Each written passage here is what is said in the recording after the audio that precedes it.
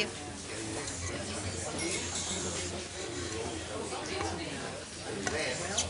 Good evening. I don't think the microphones are on. Are they on? Can you hear me?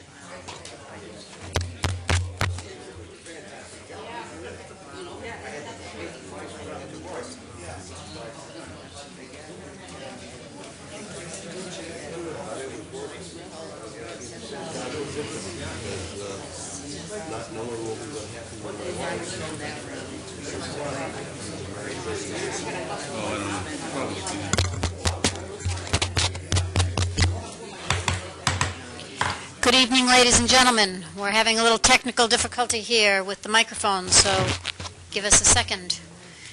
I'm sure you can all hear me fine in here, but I want to make sure that the folks who are watching at home can also hear. So.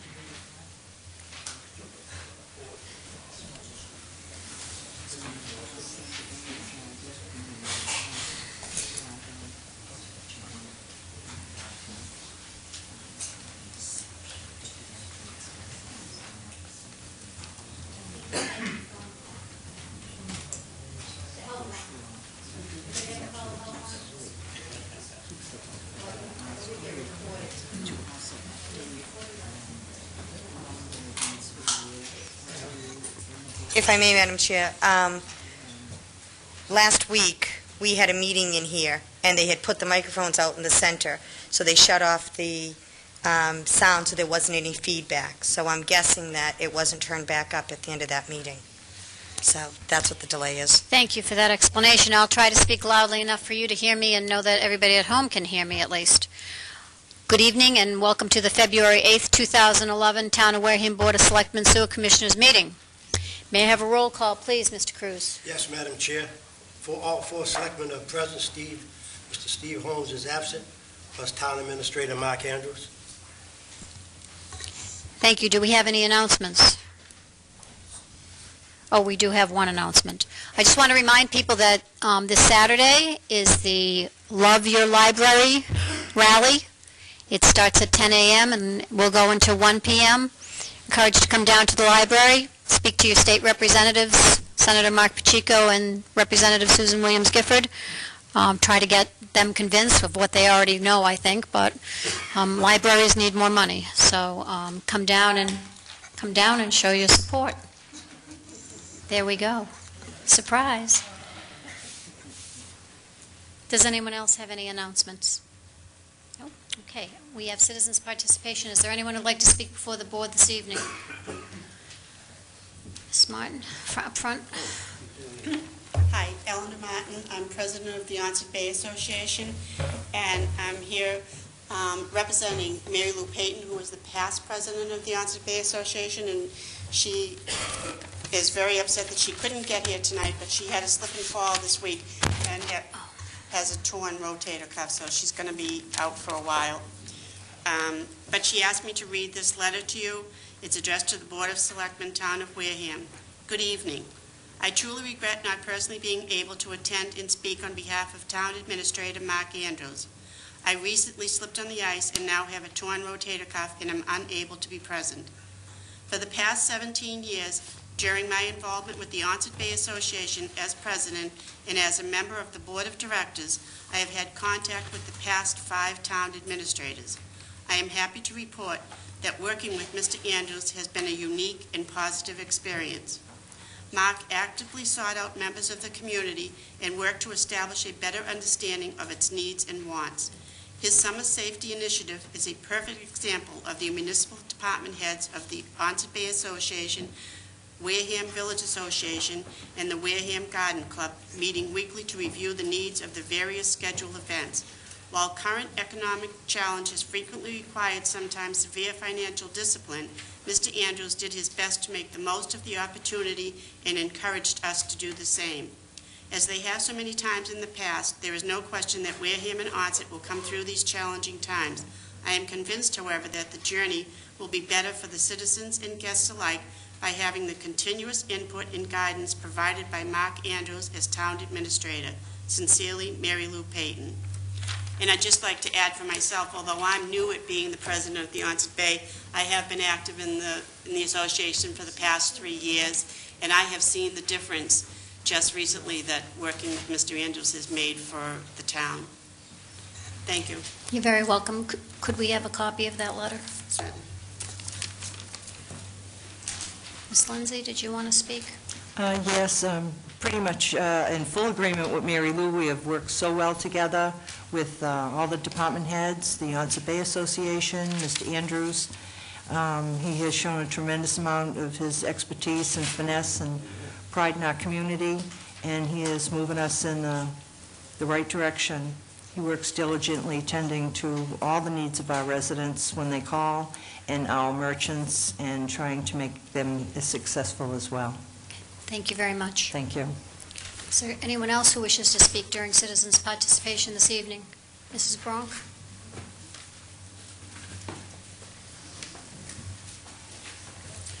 Yeah, I'd like to take this opportunity to give kudos to Mr. Andrews for his leadership throughout this last year. He came in at a very difficult time, and as being chairman of the Finance Committee, he's been responsive, and his whole team has been responsive. Everyone has. And I want to thank you for your hard work, and I know people don't often say you're doing a good job. We're always telling you what you're doing wrong. But we do appreciate your hard work and the hard work of your team, and we look forward to you continuing your operation here in Wareham. Thank you, Mrs. Bronk. Is there anyone else who wanted to speak before citizens' participation?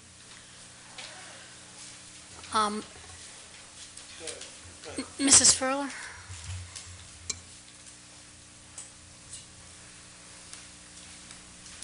Hi, I'm Kate Furler, and I'm from the Swifts Beach area, and I'm the liaison for the Swifts Beach homeowners, no, not the homeowners, the Improvement Association. And I, too, want to praise Mr. Andrews. Okay, great. How many other people are here to praise Mr. Andrews?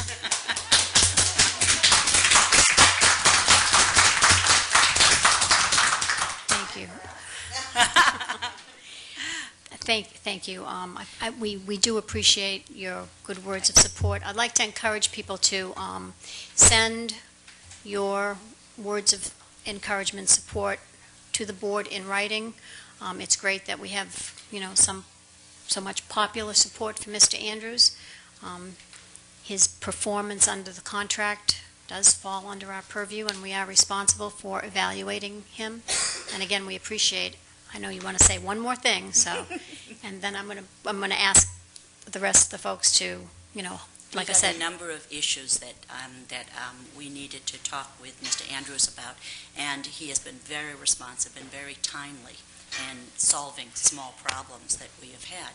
And the major thing that is quite wonderful at Swifts Beach right now is that he's getting the streets plowed. So thank you. Thank you, Mrs. Furler. And again, to the rest of you who came this evening to say a few words for Mr. Andrews, the board appreciates your input, and if you could send us an email, that would be great. In the interest of expediency, I really like to move the meeting along. And again, I thank you for coming. I hope you're not too disappointed that I'm not giving you time to speak, but one gentleman who really, this gentleman in the front would like to say one. Okay, we'll let one gentleman since we favored the ladies. I don't want to be accused of discrimination. Good evening, everyone. Larry Gaines with the Friends of Wareham's Elderly.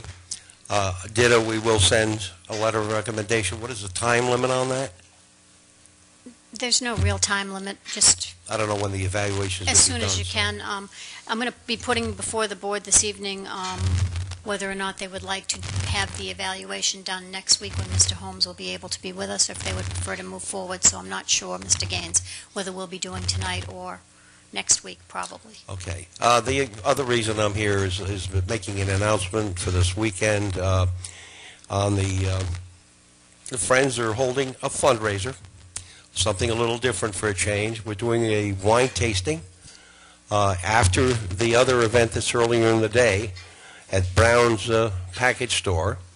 And the benefits to us, of course, is they're going to share the profits that they make off of the sales of the wines that they sell during the wine tasting, so that we can buy some more cards and more bus passes, etc., like we normally do for the seniors. And it will go from 3 to 6. There's no charge for the participation of whoever wants to go to attend the wine tasting. We are asking for a donation of $5 for 7 tickets to win a basket with 3 bottles of wine of a value of $30. And that's all. And we ditto everything that is said about Mr. Andrews. Thank you, Mr. Gaines.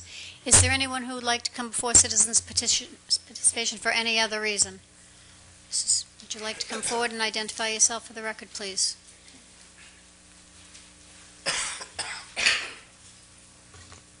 Martha Strawn, Chairman of the Council of Aging.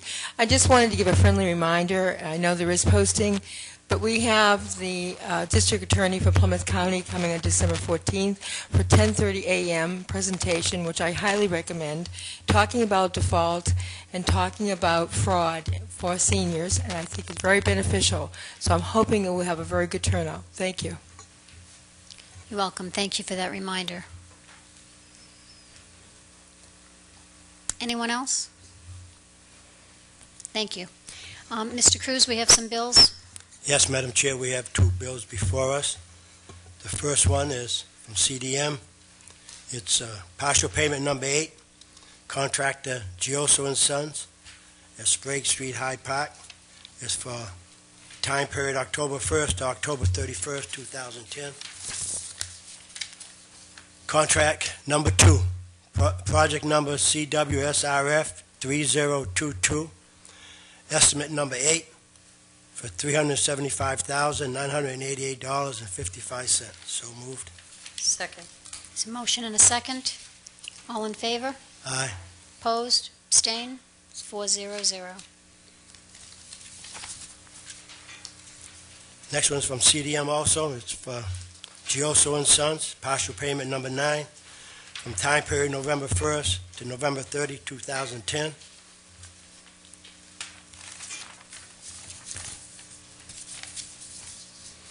Contract number 2, project number CWSRF 3022, estimate number 9 for $435,722.72. So moved. Second. Any discussion? All in favor? Aye. Opposed? Abstained? It's 4-0-0. Thank you, Mr. Cruz. You're welcome, Madam Chair. The next item on the agenda this evening is interviews for the Westfield Review and Recommendation Committee. Is Mr. Richard Boucher here, please? Come forward and have a seat. Explain your interest to the board and the public being on the Westfield Review and Recommendation Committee. As a proponent for the project and as a member of the Westfield Review Committee, I'd like to see the project through. I have a lot of interest in it. I have a lot of knowledge about the Westfield Review Committee's recommendations, why we incorporated recreation fields into it, and how that would incorporate itself into the senior affordable living project. Secondly, my background is in security and fire alarm systems. 2.5 years ago, I retired from a security and fire alarm system on Cape Cod, and in particular, as a licensed installer of commercial fire alarm systems, we were certified to approve plans for various builders throughout the Cape area and submit them on their behalf to the various town authorities that would approve them. With my knowledge of life safety systems in the Commonwealth of Massachusetts, both from the fire aspect, carbon monoxide, ADA laws, etc., I think it's important that someone be on the committee who can speak to those issues to any builder that submits a proposal. One of the key things in terms of cost to the town is not so much the upfront cost. Typically on a project of this scale, the electrical contractor on the job would be installing the life safety systems. However, at the conclusion of the project, they walk away from it. and it becomes the responsibility of a hired security alarm system for both monitoring, but more important, ongoing annual inspections, and more important than that, emergency service requirements. One thing the town should be aware of is that they don't want to get themselves locked into proprietary equipment. No matter who the manufacturer of the equipment installed is, pretty much the quality of that equipment is standardized. There are UL requirements, FM requirements, etc., that have to be met by any manufacturer in order to sell that equipment anywhere in the country. The big thing is that there are certain pieces of equipment, and I'll use Simplex as an example. That's something you see on a lot of commercial developments. It's a proprietary system. It's serviced only by the manufacturer and or a licensed installer. The problem with it is that it can't be handled by anyone who isn't authorized, and there are very few people who are authorized outside of the manufacturer, and their costs are extraordinary. And I'll give you an example. If it's Simplex, which is a company out of Rhode Island, if you need emergency service, you're going to pay $165 an hour from the point the serviceman leaves his office in Rhode Island. You're paying that kind of hourly rate while he travels here, performs his work, and then travels back home. It's ridiculous. Equipment needs to be installed that can be serviced by any licensed installer who is competent in his job. It should be somebody local. By that I mean someone within the southeastern Massachusetts area or within eastern Massachusetts at the very least, and there are several good ones. Even though I'm retired from the business, I'm not making a recommendation of my old company because this is outside of their geographical territory that they're serviced, so there's no conflict of interest here whatsoever. But the key is that these systems need annual inspections and certification to the local authorities at the fire department. But more important, they need maintenance. And that can be an extraordinary cost. Now, I know that it's the developer that's going to be paying those costs. But any cost that the developer will incur down the road is going to affect the rents that they charge. So there's lots of hidden elements within these types of projects that you have to be aware of. The elevator company that's used is another key. I'm not an expert in that, but again, that needs to be investigated with any developer that is hired as to who it will be. Again, like the life safety systems, they have to be inspected annually, and when they break down, they need quick service at an affordable cost. So that's what I've got to say about that. Thank you. For questions for Mr. Boucher, I'll start with Mrs. Ekstrom, please. Thank you. Okay. Have you had a chance to look at the RFP that we have? I've never seen the original RFP, no. Okay. And how long do you think that this process will take from the time you guys started to getting out the RFP? Well, that's an interesting question, because I thought I read in the paper the other day that there's already a deadline set for that from the time that the committee is formed to the time that a revised RFP is submitted. Well, we had a discussion, the Board of Selectmen had a discussion as it, so I'm just trying to get an idea of what people that come up think that timeline would be. Well, all I know about the original RFP is that it was submitted. And I do understand that there are modifications that have to be met, such as the sewer system. It's going to need to be an on-site sewer system, and the recreational aspect of it. I know, being a part of the Westview Review Committee, exactly what our vision was for that additional phase of the project. And I think that at least one person who has an understanding of that needs to be on this committee. And let's see. One of the things that the Board of Selectmen had talked about is having a representative of the review committee coming and appearing before the board on a weekly basis to give us updates and to address any issues. Do you have any problem with that? No. Okay. those are my I'm sorry, and is one of you guys going to ask Steve? Why don't you go ahead and ask okay. Mr. Holmes' question, please? And I won't do it justice because we were trying to figure out exactly what his was, but essentially what it was is that what is your experience with RFPs? Are you familiar with them? Have you ever written them, reviewed them, anything like that? No, my experience is what I told you Okay. regarding life safety systems. Okay, thank you. Mrs. Winslow. Thank you, Madam Chair. I just have one question for you, same question that Mr. Holmes asked for me last week, and that is, what is the one accomplishment or project or something that you've been involved in that makes you the best candidate to sit on this committee? Well, as a business owner, and a retired business owner at age 59, my accomplishments regarding that speak for themselves.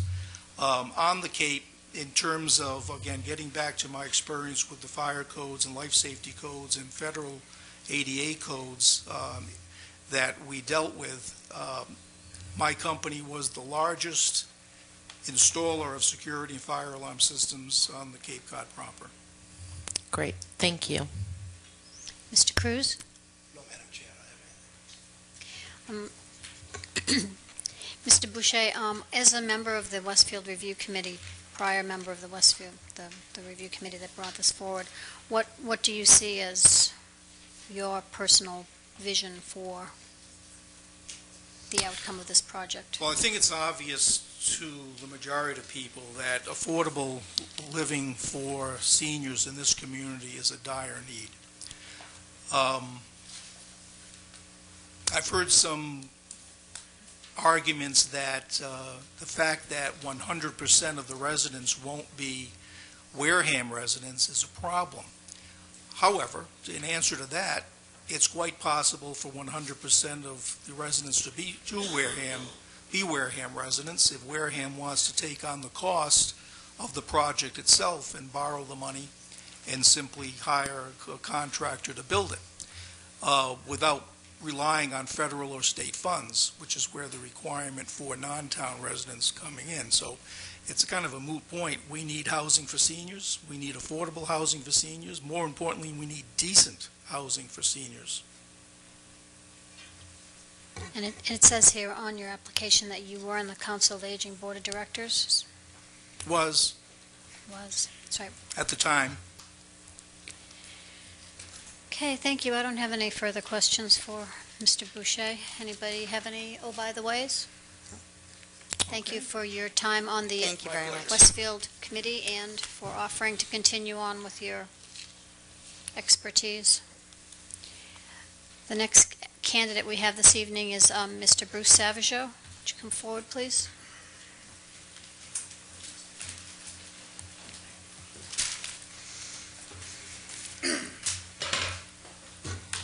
Mrs. Ekstrom, I'll start with you again. Good evening, Good evening. Madam Chair and Board, and Mr. Andrews. Would you like to give us a little bit of... Sure. Well, I have been very passionate about this project since its very beginnings. Its inception. In fact, I was there for the the seminal moment that this project actually became an idea when I was the Board of Selectmen liaison to the CETA board. CETA was applying originally for its 5-year block grant, and in order to qualify for that grant, the town needed an updated housing plan. And the CETA board, and when I was the liaison to the CETA board, met and discussed how to develop a housing plan. And we looked at a lot of properties, town-owned properties. We looked at private properties, invited several private property owners to potentially donate for a tax incentive or sell at a low value. And eventually, the only conceivable land that would sustain a project of this size was what's now known as the Westfield property. So that was the original beginnings of this project. From there, there was a housing committee that was formed, and I became a member of that committee, a voting member. That committee studied the actual components and the structure of a housing development that we now know as Westfield. That's how the property was identified. This was not a Board of Selectmen plan originally. It was not a CETA plan originally. It was a Department of Housing and Community Development requirement. And that's how the original plan was formulated and how we are really at this point in this stage. So I have been with this project for well over 5 years. I have been through all phases of where we are in terms of developing the original language with other members of the board for the warrant articles, all 3 reiterations.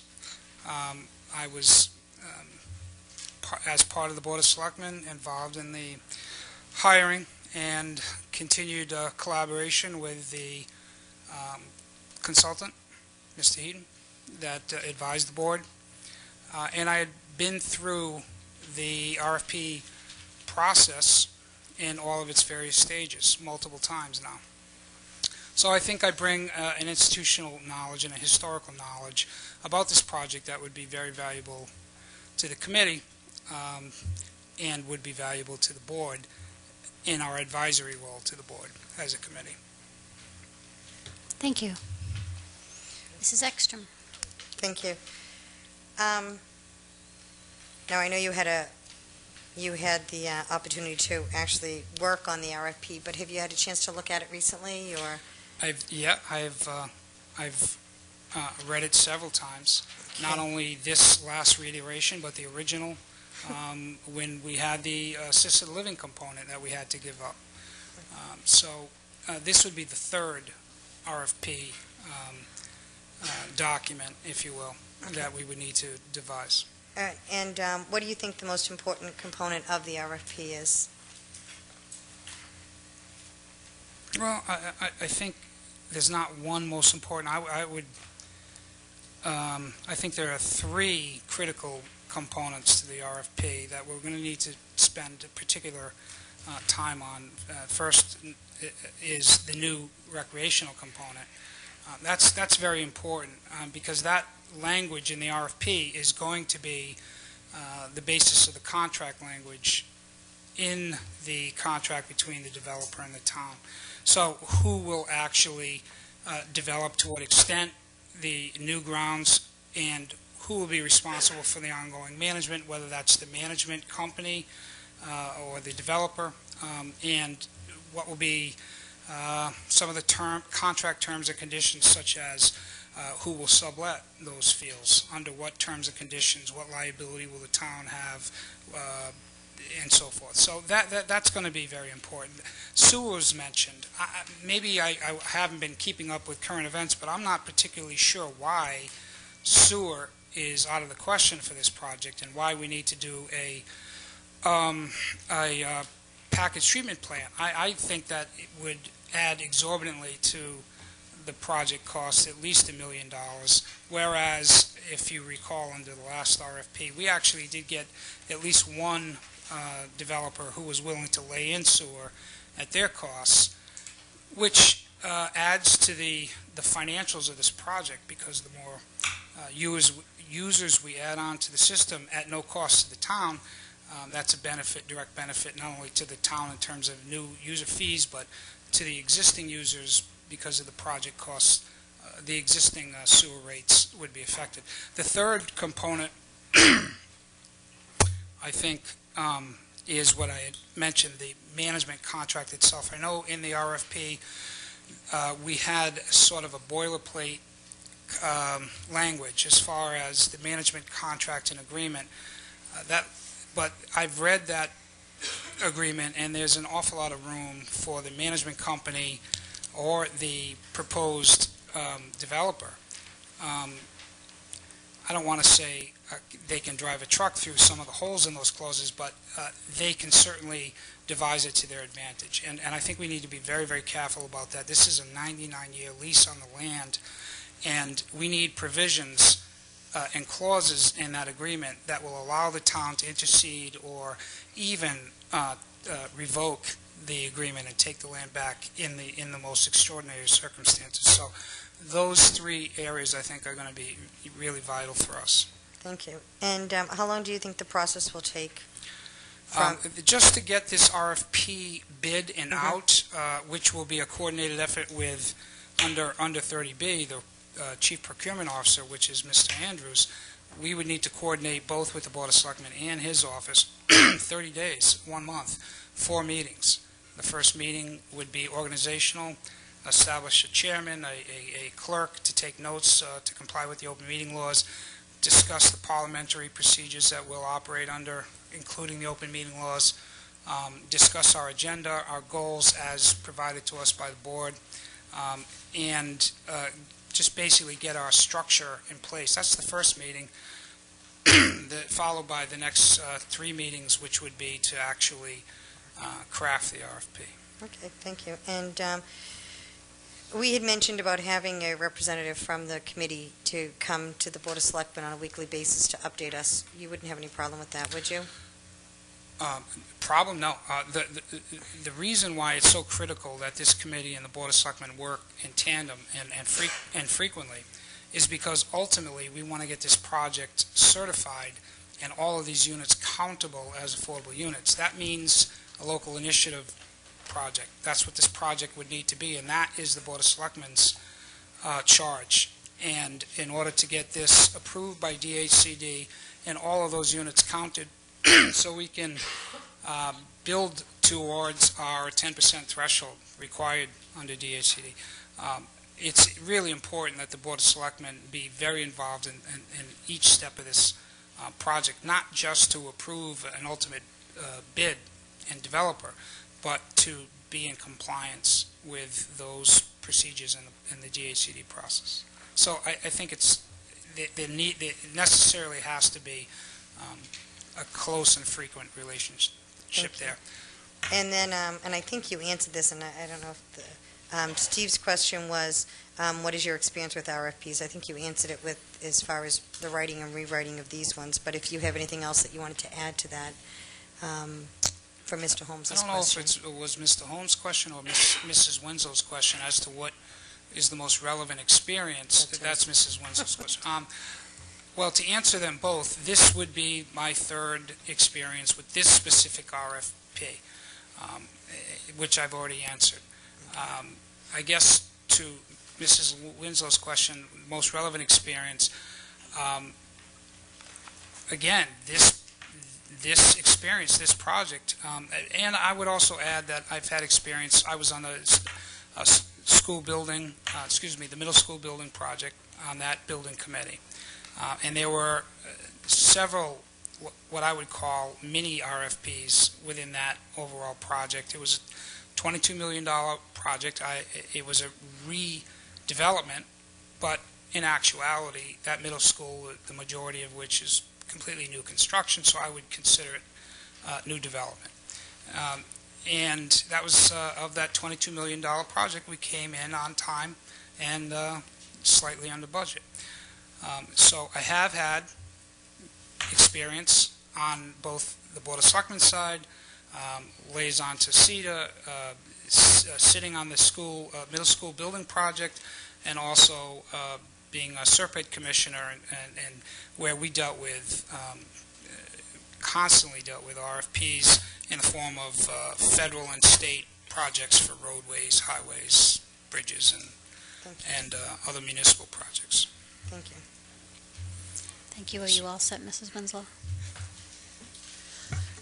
You did answer my question, but my specific question was: is there one project or one thing that you've accomplished that you think, if the answer is the middle school building committee, that's fine. But I just wanted to make sure that. Again, I'm not sure that I would point to one. I would say that middle school project. I would say that this particular Westfield RFP project. I would also point to the 80 Makepeace BDOD legislation and ultimately public-private partnership agreement, which in fact this really is. And So there is a corollary there. We are engaging in a public-private partnership under this Westfield scheme. And I was personally involved in the negotiations with 80 Makepeace, along with the then former town administrator, as well as Mrs. Pillsbury. We were the subcommittee to the Board of Selectmen, negotiating directly with 80M, both with respect to the ultimate BDOG legislation, which happened twice. It failed originally at the State House level. And then, secondly, with respect to the whole business development tax scheme. And there is a great deal of tax incentives built into this project, both from the perspective of the developer and the investors in that development. Thank you. Mr. Cruz? Thank you, Mr. Savageau. I think you've sufficiently supplied enough information to give the board a lot of food for thought. You seem to be a very uniquely qualified candidate for this committee in very many ways. So thank you for volunteering your time. I might be good at something after all. Again. Thank you. You're welcome. An application from Mrs. Bronk. Mrs. Bronk, we have an application for you for this committee. Oh, I reneged mine, I'm sorry. Oh, I'm sorry, you withdrew. You're withdrawing your application? Thank you. I'm sorry, I apologize, I didn't get that word. We have Martha Strawn. Would you like to come forward, please?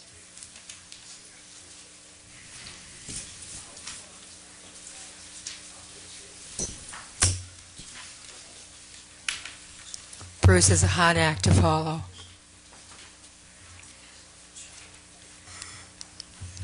Would you like to explain your interest in the committee, please? Yes, at the moment I am recently elected the Council of Aging chairperson, and I've been on the committee, and I certainly supported the Westfield committee and spoke up at town meeting and feel that it is a worthy project for the town of Wareham, especially for seniors with affordable housing. And I am a recently relatively young senior citizen myself, and so I have obviously contact with seniors, and I feel I am very familiar with the needs of seniors. And as my background, I am a retired reading specialist. I was 21 years in the classroom and 12 years as a reading specialist. And I wrote numerous grants. I was on the French River Teacher Center for the town of Oxford, the board of directors, for 15 years, in which I am very familiar with RFPs, and I've been exposed to numerous state and federal grants.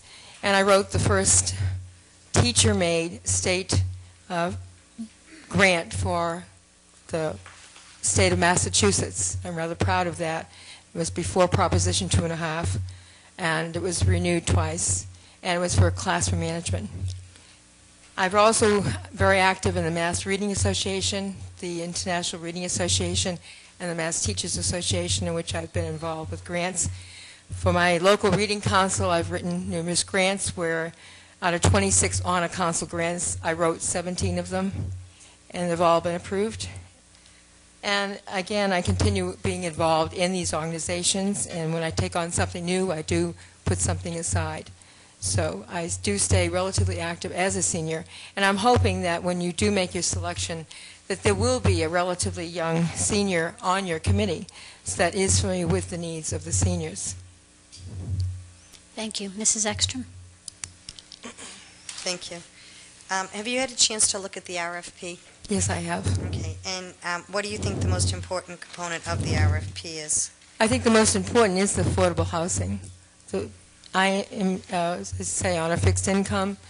I know how it is to be on a fixed income, and you have many seniors that may be by themselves. They're either widowed or they're single, and they're on a fixed income. And with the economy the way it is, it's really a very difficult situation, and there's a great need for helping in that area. Thank you. And how long do you think this process will take until we get the RFP out? I think many of the candidates have mentioned 4 weeks, and I could live with 4 weeks. I think that's reasonable. And the board we've spoken about having a representative come in from the review committee to appear in front of the board on a weekly basis. So, do you have any problems with that? Do you think? I think it's an excellent suggestion, so there is communication ongoing. Okay. And then finally, Mr. Holmes' question or reasonable facsimile thereof. What is your experience with the RFP process? Well, I have been involved with the RFP process, and I have been involved with some of the grants I've mentioned to you. I've also been involved with the a SPED grant that designed a playground for a school, and was very much involved where we involved a telephone company to bring in telephone poles to put tires up the side, both sides, and we designed a playground. Excellent. Thank you. Mrs. Winslow? Thank you, Madam Chair. As you've heard, my question is, what's your one accomplishment project that you've been involved in, something that you've personally contributed to that you think makes you the best candidate to sit on the committee? I think the fact that I am a relatively recently, I retired early, senior citizen, and I feel that I've made a point of becoming very familiar with their needs, and before I became an officer of the Council of Aging, I have ridden the buses with them. I eat lunch with them on a daily basis as often as I can. I think I am very familiar with their needs. I grew up in a neighborhood where I had surrogate grandparents that lived next to me. I was very familiar with elderly people. I think that's a benefit if you have been exposed to elderly people early on as well. And so I think I would bring a lot to the table. Thank you. Thank you, Mrs. Strawn. I think you've answered all the questions that are pertinent. Appreciate you putting your name in. And thank you. Be safe going home. The next candidate we have this evening is Mr. William Heaney.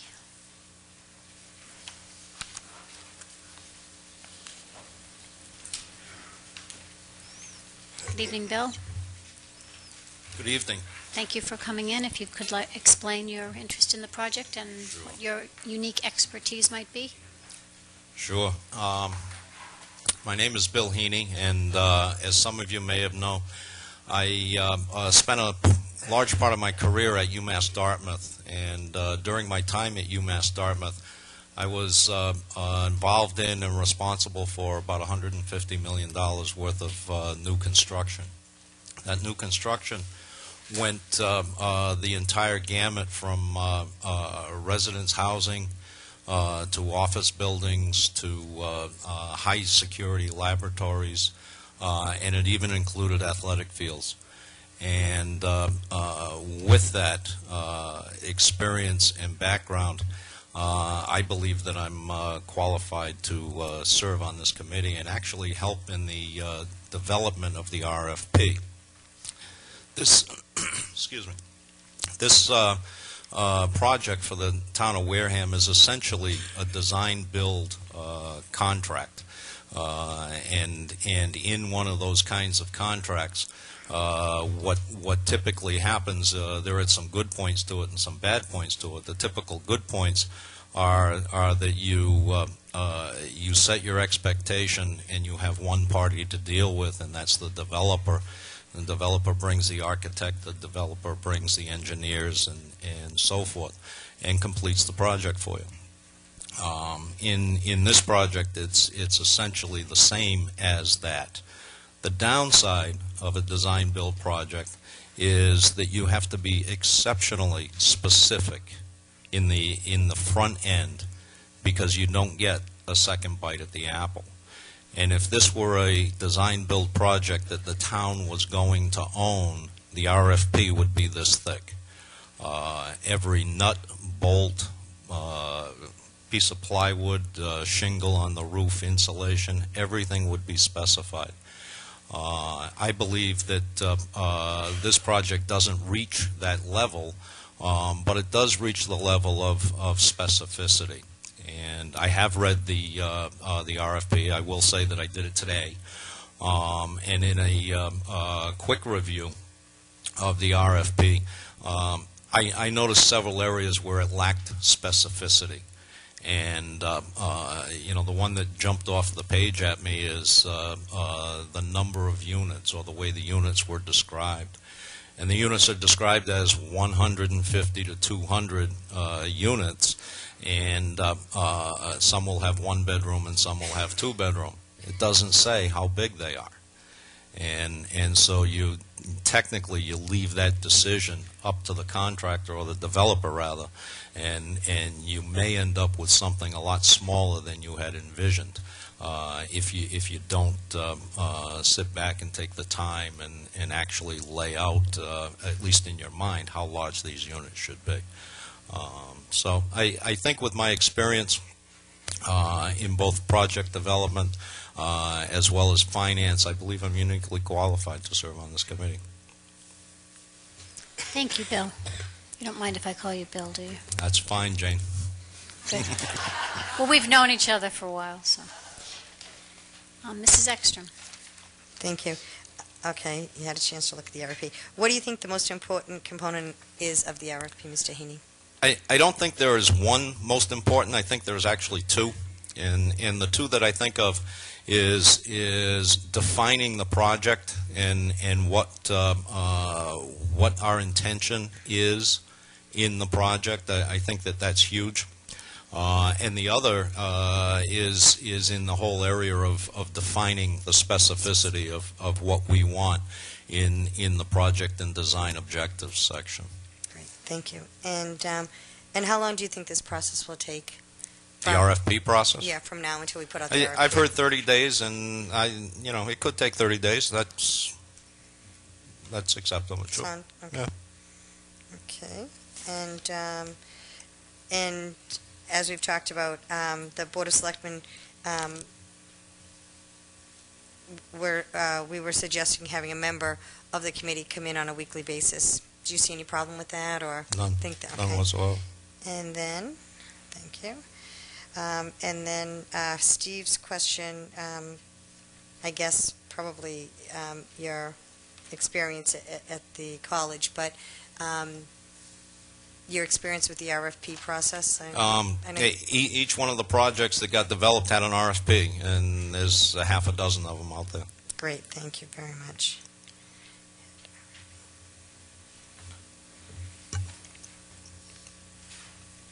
Mrs. Winslow. Thank you, Madam Chair. Mr. Heaney, what's the one project, accomplishment, something that you've been involved in that you feel makes you the best candidate to sit on the committee?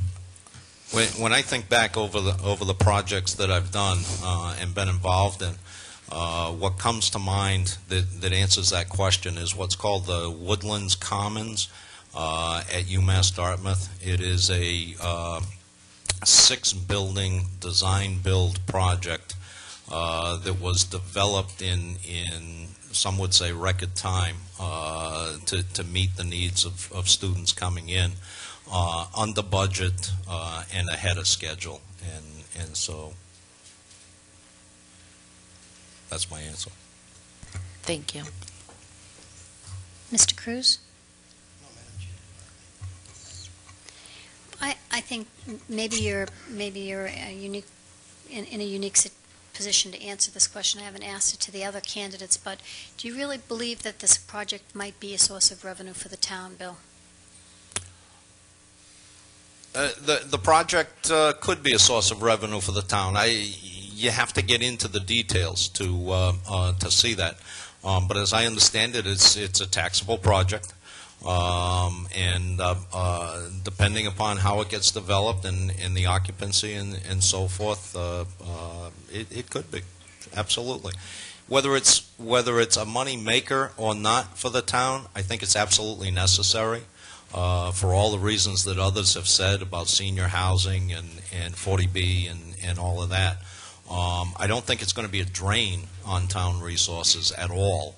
But if it makes a dollar, that's a bonus in my mind. Thank you. I don't have any other questions. Okay. Thanks again for coming forward as an applicant. Thank you. Thank you. I believe that wraps up the candidates who were supposed to be here this evening. We had a couple who were left over from last week. I don't know if any of them are here tonight or if they've been possibly rescheduled for next week. But just in case you came tonight, is anybody else here who was supposed to be heard last week? I don't see anybody. Thank you. Is there a representative from the Board of Health here this evening? I didn't see anyone. Okay, we will ask the representative from the Board of Health to come next week. I'm not sure if they had called into the office and were unable to come. Sorry? Madam Chair, Just for the board's edification. Yes, I'm sorry, go ahead, Mr. Andrews. I will help make that arrangement for next week. Just for the board's edification, it had come to the attention of our appointment liaison, Mr. Holmes, that there was an issue with the process, the Board of Health appointment process.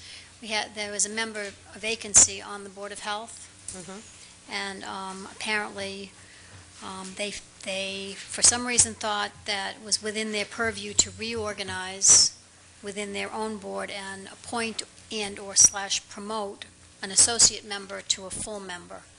And the reason that we were going to have this discussion tonight was to try to straighten that situation out and make sure that the existing Board of Health members and chair understood the appointment process. Full members to the Board of Health must be appointed according to the Charter, Section 3-2C, by the Board of Selectmen. So we just wanted to have that. We have a candidate who is put in for the Board of Health, and the appointment would be held next week, so we were hoping to make sure that we had this issue straightened out this week prior to that happening, in the event that the Board of Health would like to make a recommendation as to who they would like their full-time applicant to be, in light of the fact that they may have already invited the associate member to step up to a full membership. So that is why that was on the agenda this evening. Does anybody have any questions regarding that? No. Good. Thank you. Right, we have no licenses and permits. We'll have the... Madam Chair, Yes. just since we do have an interview scheduled next week, will we do the Board of Health first and then... Yes, the Board of interview Health the- first, and then we'll interview the candidate, and hopefully everything will come out in the wash together. Okay. Thank you. Mr. Andrews, Town Administrator report, please. Madam Chair, again, good evening, and thank you. On the leadership team update, we have had are in receipt of a January 11th report from the State Auditor, Joseph DiNucci. That basically puts into place a ton of research and work that has been done on municipal dams, over 100 studies throughout the state, of which we are listed in this report. And I was going to ask Mr. Gifford if he's still here to come forward. Okay. And to help with this matter, it's relative to key statutory requirements for safety, for including emergency action planning, inspections, maintenance, and some remediation of the substandard conditions of dams across the state that are under the jurisdiction of municipalities. And I see Mr. Gifford is, thank you, and Mr. Judici is here as well. The part of the letter, the introductory letter that I just want to focus on from State Auditor DiNucci that he had framed was that for longer-term planning, the Commonwealth should establish, I'll paraphrase from his letter, a multi-year program for incentive financing, similar to what we do for schools under the Massachusetts School Building Authority, that to help cities and towns mitigate some of the problems with dams. And with that being said, it's a fairly lengthy report. It has been, once again, forwarded to the town and for the board's review. And maybe Mr. Gifford could bring us up to speed on the status of where we are and how we're going to be moving forward. I'd be glad to. Thank you. First of all, a little bit of history as far as both dams we have, the Parker Mills Dam, which is where Tremont Nail is, and the Tremont Dam, which is in West Wareham. Back in '07, when there was a lot of flooding going on, and I'm sure you'll remember in the Taunton area, that they had a dam up there that was close to being breached, and it was all over the news. We decided that we would get a hold of Power Engineering and have them do some inspections of our two dams, so we'd know where we were. And the other point of having those inspections done was so, at least in my mind, I thought there'd be federal monies or state monies coming down to repair some of these dams, so we would be ahead of the curve, have the report on the governor's desk. Unfortunately, that never materialized, but there were no monies that came down. But since then, we still are ahead of the curve. The Parker Mills Dam, which is a high-hazard dam, is due for another inspection in 2012, January of 2012. We have to inspect it every 2 years. So we're on target with that. There are some preliminary inspections that have to be done every 6 months. One was supposed to be done in January. It hasn't been because of the weather, so we've asked for the extension, and we've asked for extension until April of this year. With all that said, in the report from Mr. Danucci's office, repairs to that dam are between $2 and $2.5 million. Power Engineers report, the last report in 2010, the repairs are between $1,160,000 to $2 million. So there's a little discrepancy there, but that there are probably a number of factors that go along with that. Mr. Andrews, and I'm not sure if he's aware of the fact, we have a meeting on the 16th of next week with AD Makepeace, Cranberry Growers Association, Dougie Beaton, because I feel that they have some responsibilities here also. The fish ladder, the spillway, that's all on Makepeace property. They control the level of the water. They control the planks. There is a lot of benefit to the cranberry growers as far as this dam goes. So they should share some of the responsibilities with us, and we will be meeting with them on Wednesday. And then that Friday, the 18th, we'll be meeting with Power Engineering to discuss this plan and where we go forward also. Any questions? Brenda, step one. Mr. Gifford, is this on the capital plan anywhere? This dam project? How are we intending to finance this project? Actually, it was submitted to the Capital Plan Committee last week? A couple weeks ago. Just a couple weeks ago, okay, Yeah. because I don't remember seeing it on the capital plan. Yeah. Obviously needs to be there. And we had talked, I think, at one point about some grants, some possibility of some grants. Right, and those haven't materialized. They haven't materialized. Well, we haven't seen any grants come down yet. Did we submit application for grants? The applications haven't. There hasn't been any. I haven't seen any applications for a grant. I mean, if they're available, we most certainly would apply for them. Can we double check and confirm that there aren't any grants that we could apply for? And if there are some grants that we could apply for, we can get that in the works? I do think that it is incumbent upon our private parties who are responsible for and actually have some ownership. Don't they actually they do control the locks, right? The That's cranberry correct. growers? That's correct. And then I think we've had this discussion before, not too long ago, if I recall, in the recent past, maybe. No, because we had a meeting at one point on the site, and I remember Brenda was there, and Jeff LaFleur, and some representatives from Makepeace. And Jimmy Potter, yeah. So it was a few years ago. And in that report, is there any further discussion of restriction of traffic on that bridge? No. So we're still okay with just keeping the trucks and buses off? In fact, the report in April, I feel confident it will say that there hasn't been any changes as of yet. I mean, I keep a visual on it and look at it on a weekly basis. And I think If I may, Madam Chair, Mr. Gifford could confirm this. When we first got the initial PAR report, and it said that it was a high-risk dam, that was when we were all like, oh my goodness, it's a high-risk dam, and we have to close the street and everything. And then come to find out, high-risk just meant that if the dam, it didn't matter what shape it was in, if it was a high-risk dam, that was determined by what was downstream from it. So if the dam ever did go, would there be a loss of property, life, or anything like that? So once I think PAR came in and explained that it wasn't in fact risky, it was just the level of it. So, and I think that it was after that when they had told us that the road was okay. So, but I do agree, if I may go back to the part about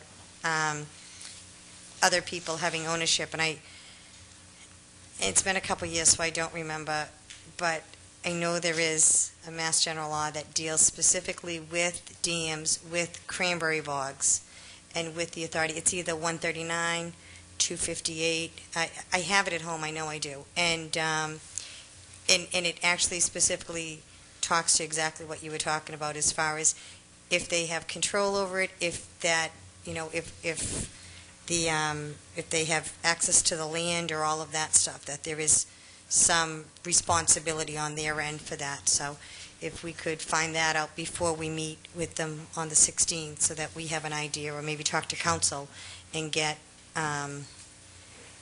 what our rights are to hold them accountable to their share. So, because my understanding is that I thought years ago, 10, 12 years ago, I had heard that there was actually some type of payment to the town. The rumor has, I don't know how true it is, the rumor has it that the then town administrator got in an argument with the cranberry grower, and he stopped paying and they never pursued it because he left there. I don't know how true that is, but that would have to be probably 12, 15 years ago. So, I mean, Mark's there too may be old to something. remember back that far. I think I was in high school. I'm actually, only when that- kidding, Mark. Sorry. Actually, I do remember But you the do argument. remember It was something when like Mr. that. Murphy was here. Thank you. All right. I didn't want to say any names because I wasn't positive, but I thought it was Joe. The other question, that's eventually going to have to be answered is, what are we going to do with that complex? Because the northern foundation of that building is part of the dam. Mm-hmm. And we're going to have to make some sort of decision as what are we going to do there? Right. So, We know. Yeah. But thank you for reminding us. Does anybody else have any questions for Mr. Gifford? You're all set, Mr. Cruz. Ms. Winslow? Thank you. Did you have anything else you wanted to say about the Tremont Dam? Just quickly, the Tremont Dam is a little different classification. It's got to be inspected every 5 years, and that's due. That's coming up shortly. We have repaired one gate, so we've got one gate that's got full mobility up and down. The second one has been lowered to its lowest point. So I feel pretty confident that we won't be going through what we went through last year if we get high volumes of rain. Right. We will be able to discharge a heck of a lot more water through the spillway. But that dam also does need some repairs. The last question I have regarding the dams in general is we did have a presentation about some dam mitigation, if you will. They were talking about getting rid of some dams and making some adjustments upstream that would, store the water. And have you been involved in any kind of regional meetings that have to do with that? I haven't been involved in any regional meetings, but I am aware of that. That is what I call my option B. If we don't come up with funding at a reasonable time, we should maybe look at those options. But I think at this point, we don't have to. Madam Chair, may I ask one question about the Tremont Dam? Yes, you may. Did we ever get back a hold of the group that was interested in the hydroelectric? French River connection out of New York. Mr. Andrews and I spoke to them roughly a year ago. Yeah, about 8 months ago, I think. Yeah, and they went away, seemed pretty satisfied. They wanted to come back and do an inspection of the dam. It didn't materialize. I will try contacting them again, but for some reason, they just they seemed pretty excited about it, then never returned. Well, maybe something else got them more excited, and now they'll be excited again. It'd be nice if you could just try to track it down one more time. Okay. Anything else for Mr. Gifford? No, thank you, Mr. Gifford. If I could ask the indulgence of the board and the town administrator, I'd like to jump right down to the Wareham Police Department Certification Award. Chief Stanley and Officer Philman have been waiting here patiently, and it's a pleasant duty to break up the meeting here for a few minutes to move on to a pleasant subject. Thank you, Madam Chairman. I just wanted to quickly brief the board on where we've been and where we're going. The accreditation is a self-initiated evaluation process by which police departments strive to meet and maintain standards that have been established for the profession, by the profession. We surely have done that. When you look at where we are and where we've been in the course of the last 12 months or so, 14 months, we have gone from a department that really did not have any viable standards. And I remember the first time I sat before the board, I told you that we would in fact update our policies and procedures and live by them and hold ourselves accountable. We jumped in with both feet to the accreditation process. I know that Selectman Cruz and Mr. Andrews were with us in Hopkinton at an award ceremony, and we are now one of, how many, Bill? 38? There's 200 police agencies in Massachusetts, and where we represent the departments that are accredited and certified represent only 25% of those 200 departments. So we're in a pretty elite group. There's 18 departments certified and approximately 30 that are accredited, which is our next step, and we're moving forward towards that. And I would really love it if you could take a minute and hold up that beautiful... Oh, they brought the camera. Well, I just asked them if they could just do a camera angle on it for a moment while it was there. So. I think the important thing to realize is that this was really a town-wide effort. You people, the Board of Selectmen, were instrumental in setting the tone on this also. I remember about the policies and procedures and how frustrated were you wouldn't have them. I think, Brenda, you really forced that issue with me the first time I met you. In addition to that, you were, as a board, very cooperative in working with us, because as these policies and procedures are developed, you have to approve them ultimately. We had to read them all. You did. And believe me, there's another stack waiting towards accreditation. And also, I can't thank enough Mr. Andrews. Mark was extremely helpful and supportive and constantly told me, tell me what you need, Rick, to make this happen. I make myself available, any other staff in any of the departments, whatever you need. This is a very important milestone for the Wareham Police Department. I thank you, Mr. Andrews, as well. The men and women of the Wareham Police Department, not one, and believe me, some cities and towns run into major union problems. The situation with the Wareham Police Department, both when it started, when George Dion was in charge of the union, and under the leadership and direction of Steve Kearney as the newer union president, they have been tremendous. The superior officers, all the way down to civilian staff, dispatcher unions, everyone has been incredible, have been supportive, have taken ownership in this, and have really taken pride in it. But there's one person who really deserves a tremendous amount of credit, and that's Bill Philman.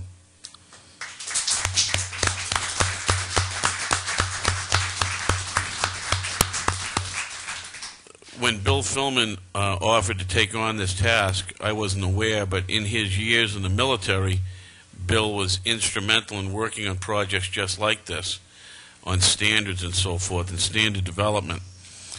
So it was a natural for Bill. And I happen to sit on the Massachusetts Accreditation Board, and I know the frustration of many departments.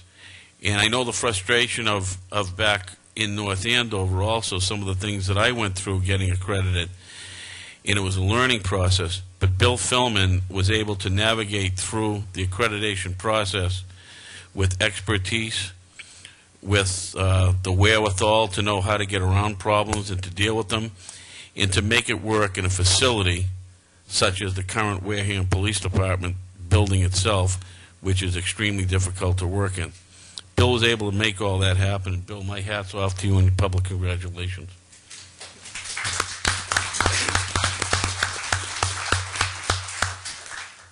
Thank you, Chief.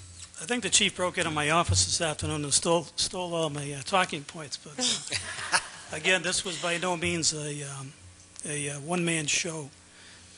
This included the help of a lot of people, including the board, Town Administrator Andrews, all the men and women on the department, the union, which represents 98% of our officers, who are the backbone of our department. As the chief said, we had a lot of buy-in. This is one of the problems why a lot of departments are not successful in getting this elite status, because they don't have buy-in from everybody. But I can honestly say that this plaque belongs to not just me, it belongs to the whole town and the Wareham Police Department. Just before Chief Stanley came on board, we were referred to as a ship without a rudder. And Chief Stanley, after I got to know him, as he said, I've had a lot of years in the military. I worked for the Defense Logistics Agency for many years. And I've worked with a lot of CEOs of the Raytheons, the Lockheed Martins, admirals, generals, and I have to tell you, this guy has got some incredible management skills. And he's right on par with all of them. He can identify a problem, he sets a strategy, and he comes up with a corrective action. He gets things done. He doesn't deal in mediocrity. He goes right for the problem, and again he fixes it. And I can't say enough about how he's treated me. He gave me an office, gave me a new computer, and said, "Here, go to work." And I was on patrol for my entire career with the Wareham Police Department, and it's all I wanted to do. I never took a test for sergeant or anything, because I've been there, done that. And he called me in his office and he said, "Bill, I'd like you to be your accreditation manager." And I said, he said, "I don't know, Chief." I said, "I really like being on patrol and dealing with the public out there." And I looked out the window. It was December. It was raining. It was snowing. It was about 30 degrees. And he says, "You know what, Chief? I'm in." This job. So, thank you very much, everybody. This is an award for everybody. Thank you.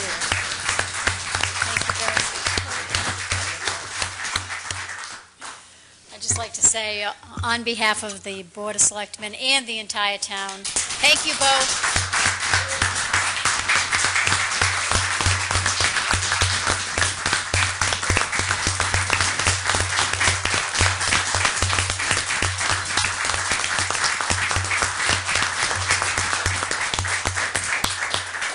I think this accomplishment stands on its own as a true symbol of the round turn, if I could use that phrase to some military folks, that the town has taken, and in more than one area, but in this area in particular. And appreciate your leadership, Chief, your temerity and hard work in getting this together. I mean, I remember sitting here being presented with a 1988 version of another town's policies and procedures and feeling very disappointed and unhappy about it.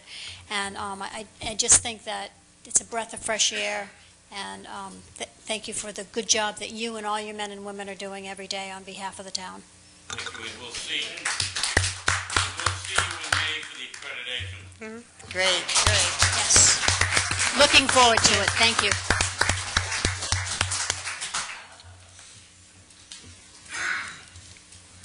Mr. Andrews, do you think we could indulge one more skip on the agenda? I'd like to skip to Mr. Judici so he doesn't have to stay and ride home late. I know he was relieved when we didn't have to have him last week. I appreciated that. Drive down in the storm, but We did get you a set of snowshoes, didn't we? thank you. Hi, Mike. How are you?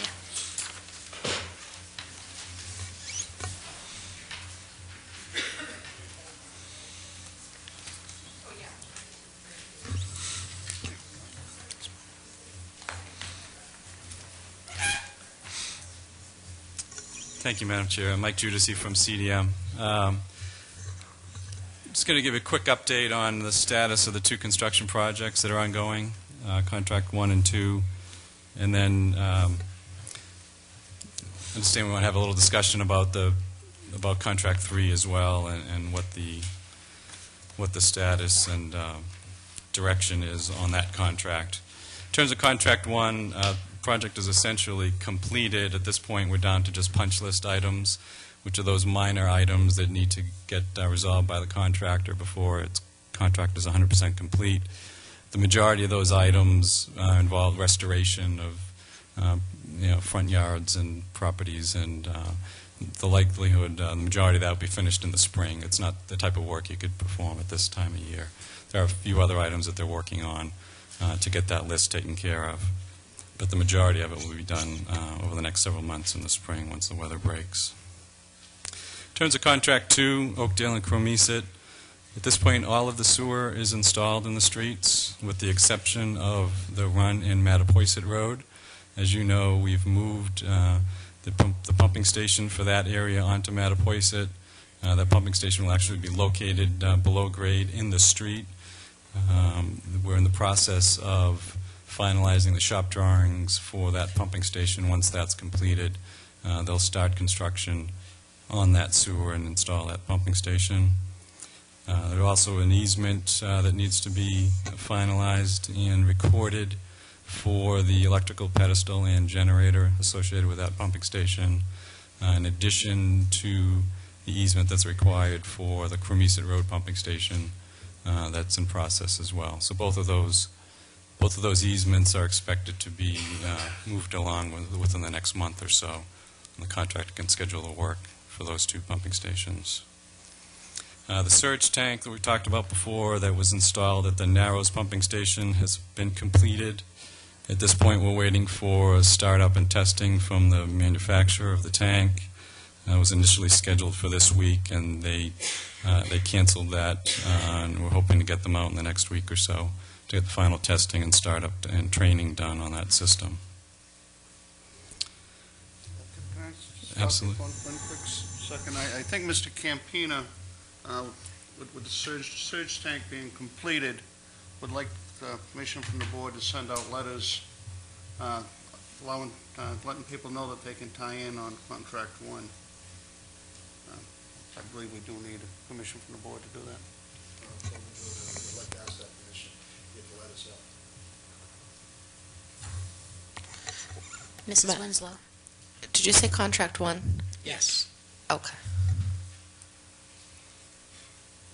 Oh, when the letters go out, just for clarification, from the date of the letter until they have 1 year to hook in, is that that's Correct, they have up to 1 year.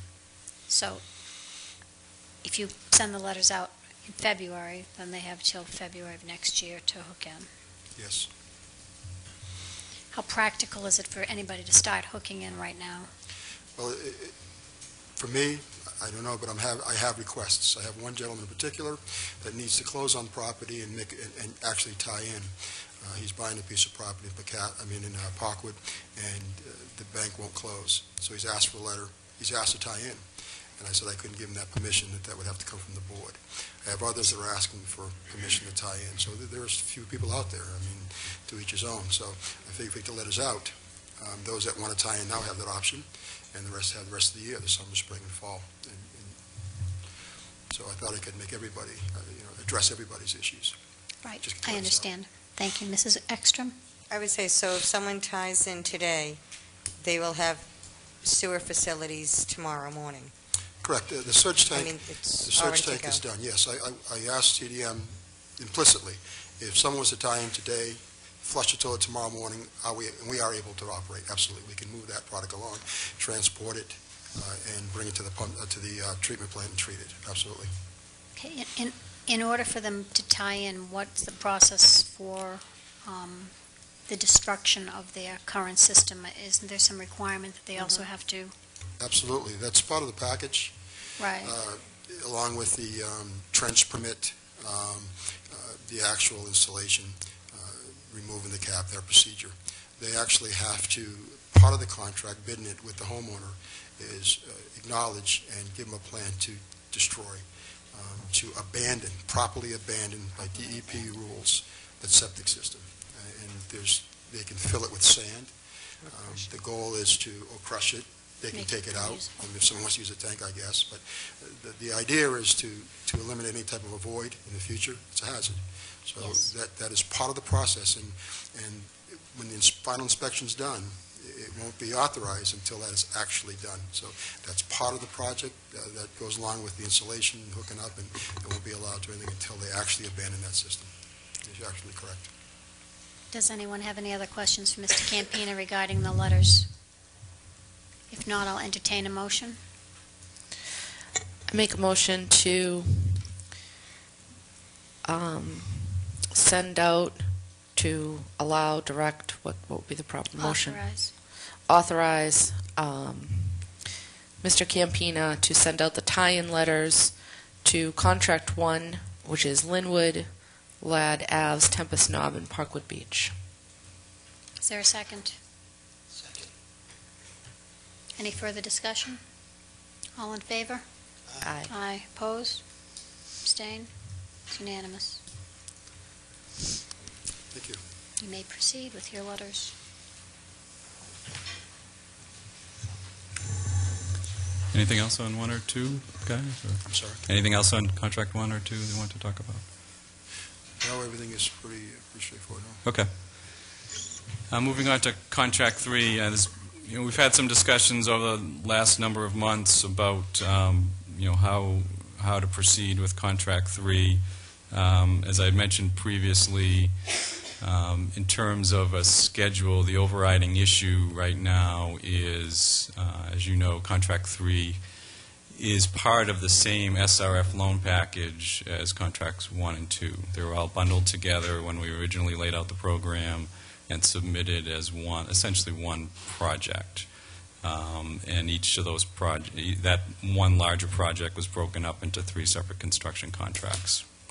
The clock on that SRF loan has been ticking for some time. We applied back in 2007, I believe, at this point. So we've been on the list for a number of years. So the directive we've been given from DEP was that because they don't want that loan to extend out further than it already has for those projects, that contract 3 would need to essentially be underway by the end of this fiscal year, by the June 30th of 2011. And I've gotten further direction from them in terms of what that exactly means. And I was told, or we were told, that as long as a contract was awarded before the end of June, then that would fall within their directive to meet their schedule. So at this point, we do need direction in terms of whether we want to bid contract 3 now in order to get done what needs to get done by that June 30th deadline. There was some discussion earlier in the year when we started talking and looking at betterments for contracts 1 and 2 and 3 initially. And certainly the estimates that were given for contract 3 at the time were a lot higher than contracts 1 and 2. So at least from where I stand, a fundamental question is, for me, does the town want to proceed with the contract given what the estimated betterments indicate they would be for that contract? If the answer is yes, then we would proceed to try to meet that schedule. If not, then some of the other issues that need to be addressed for this contract sort of fall by the wayside, if you will. Sorry, Mike, I'm not sure I quite understand the question. I didn't think there was a choice about whether or not this section of town had to be sewered. I thought it was under the DEP agreement. Well, it is. One of the other issues that is on the table is, as you know, this board, or a former compilation of this board, decided several years ago to expedite the process of sewering these areas that are in the CWMP. And there was a good reason to do that, and it was taking advantage of economies of scale and getting as much sewer in as possible during a time that construction costs were low, and got a lot of sewer in the ground for a reasonable price. The original schedule that was laid out in the CWMP had a much longer time frame in which all these areas would be sewered. In fact, the original implementation schedule went out to the year 2024 to have all those areas tied in as part of that program. So in terms of overall schedule, the town is ahead of where it was originally laid out in that CWMP. In terms of this deadline for this current SRF loan, if that isn't met, then it's just a process of resubmitting the remaining areas as a separate project at some point in the future, if that's what the town decides to do. So the window of opportunity to keep it part of this loan is closing. However, the overall schedule that was laid out for implementation of this program in the CWMP is you're still on schedule, actually ahead of schedule that was originally laid out. So the short answer to your question is yes, these areas are supposed to be sewered, need to be sewered as part of that agreement with DEP. But you're ahead of schedule in meeting that goal, if that makes sense. Does anyone? Mr. Cruz? Yes, Mr. Judici, on the contract, you said it's ready to go. Are we ready to put it out for bid? I think a month ago we asked for the pump stations to be not only located, but for them to be released from the owners so we'll have no problems like we had on the other two contracts. Has that been established yet? No, that was one of a series of issues that needed to be resolved. I know Mr. Campina has been working in that regard. Those are, and I don't know if, Guy, you want to speak to the status of those, but the short answer is I don't believe that issue has been resolved. Right, because a month ago at the last meeting that I attended to, we had given the okay for them to see about releasing whatever has to be done for the pumping stations. And that needs to be done before the contracts go out so we won't have the same problems we had before. Absolutely. So is that ready to go out now? You're saying it has to be by June, so why aren't we working on it to make sure that it is done? There's two, if I may, Madam Chair. Yes, There's two please, issues right now, and that's the location of the pump stations. The decisions we have to make, if we're going to move forward, the decision we have to make, and make it as soon as possible, is A, are we going to site it where we're told to by CDM, where they suggested, which would involve taking of property. We've talked to all the owners of the property, and no one's willingly going to give us easements.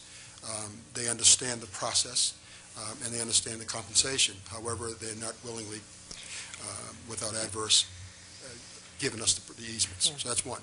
Number two is we have our own property. So that's available to us. That's an extra $250,000 minimum because there's some unknowns. It's depth. We're down 20 feet. Tremendous amount of groundwater to move. So the best estimate that we're getting from CDM is approximately $250,000. And that's their best estimate, but they don't know what's down. They can only assume by some of the bores they've done. But if we run into more, then again, that inflates the cost. We're talking $35,000 betterments, give or take, and now we're going to add to that by moving to our property. So that's a concern. So the board would have to make a decision, how do we want to proceed? If we are going to proceed with contract 3, then the decision has to be is, are we taking the property and siting there as far as the pump stations go, or are we going to put our own property? And that decision is yours and yours alone. If I may, Madam Chair, last week we had a gentleman come in front of us for citizens' participation, and he had requested the opportunity to have a meeting to discuss where they were going to put it, and I think where they were going to put the pump stations.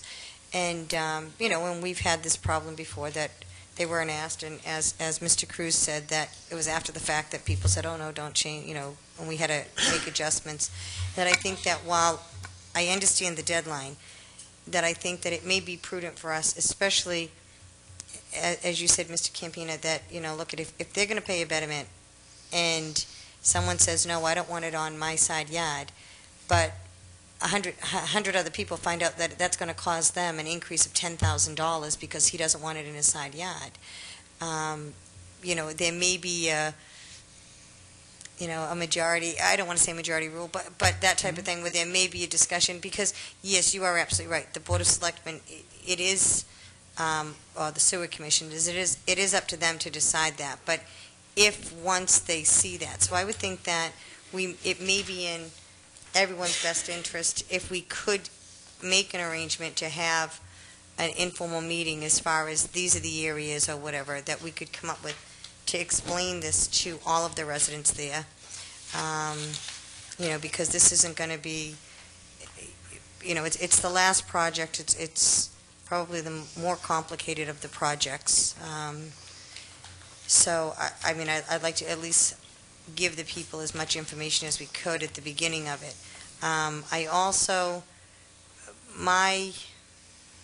There's no good time to do this.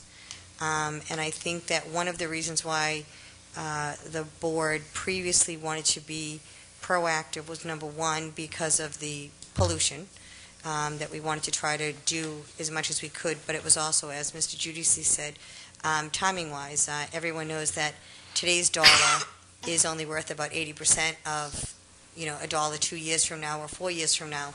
And so I don't see us, if we start this now, the economy's starting to turn, it's starting to get a little better out there. By the time these are going out and being billed, if we're going on the same track, I think it would be in our best interest to do it now, because if we say, you know what, we have 8 years to do it, we'll worry about it then. We've got a couple of issues that are going on. Number one, anyone's septic systems that fail during that time, they've got to replace them, or else the house is uninhabitable. So they'd be replacing a system, $10,000, $20,000 for an upgrade there in 5 years when we're going to go in, or 8 years we're going to go in and put sewer. Now they're stuck paying the betterment on top of that.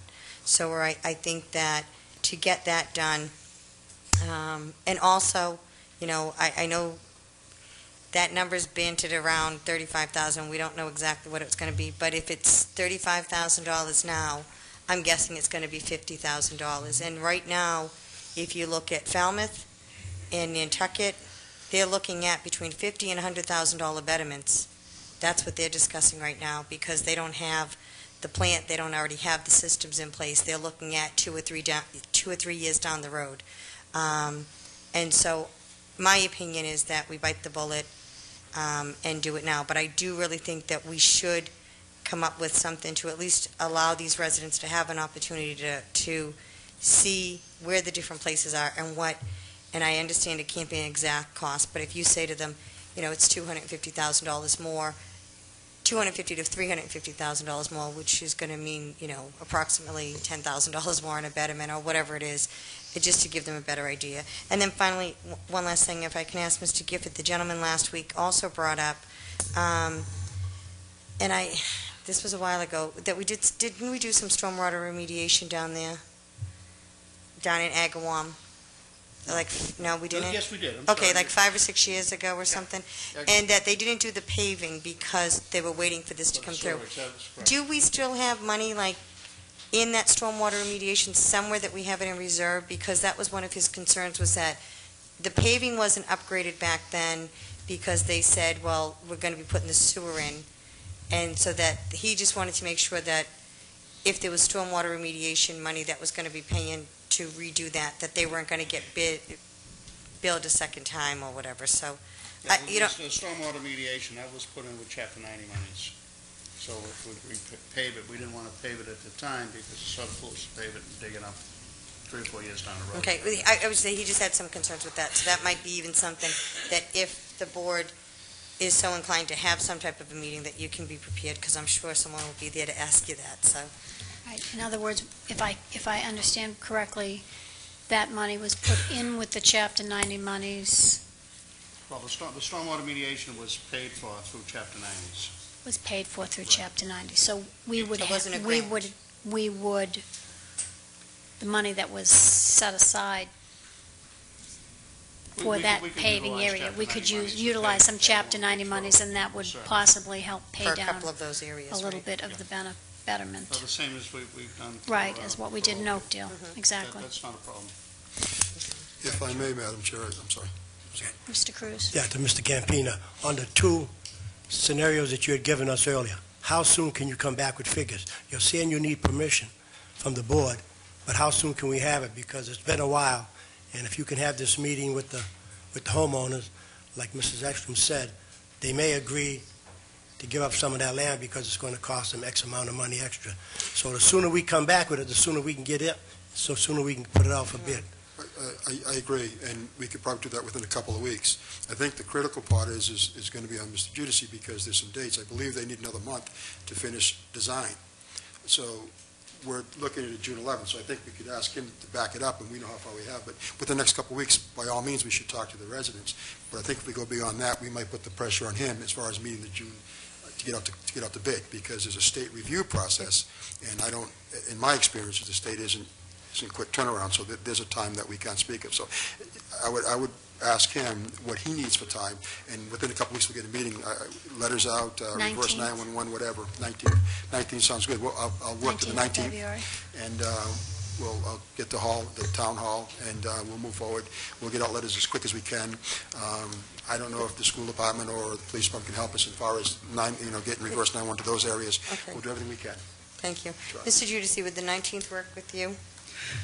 We just need direction as soon as possible. A lot will depend, obviously, where the stations end up. We've designed them to go at a certain location. If the decision is made that that's where they're going to go, obviously that expedites the process. If they have to be moved to another location, then we need time to do that redesign. Thank you. So that's... And I'm sorry, and thank you. And Madam Chair, could we not only schedule that meeting, but then possibly after the meeting on an agenda have that the board would be able to meet and discuss, make a decision on it or whatever at that point, so that we would let them know, so that it's not another week or two after? We could post our meeting for the 19th. I was going to try not to have a meeting the week of the 22nd because it's school vacation, but my kids like coming to the meetings. But we could post a selectmen's meeting for the 19th and make our decision right there and then if people are available on the 19th. Mrs. Winslow. What time are you on the 19th? We usually have had the meetings at around 10 o'clock in the morning, but it really doesn't matter, whatever. Well, if you're having a meeting after, then the earlier we have that discussion, then you can have time to do your meeting without pushing your complete Saturday. So 10 o'clock sounds reasonable to me, and everybody gets there a couple hours, and then you can schedule a meeting. That's my guess. I'm going to schedule for 10 o'clock, and then if that's okay with you, 10 o'clock, and as far as the beginning of the meeting.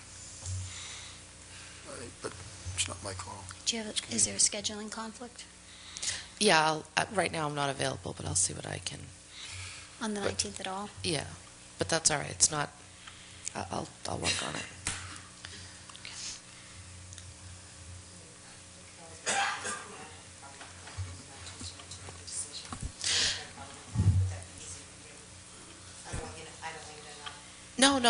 No, go ahead without me. If I can't make changes, then just, I don't want us to have to meet on the 22nd. I know we were trying to, and the rest of everybody else would be here, so. Okay, well, let's try for the 19th then and get the residents notified. Mr. Andrews will sure be happy to help in that if you need help with that. Our staff.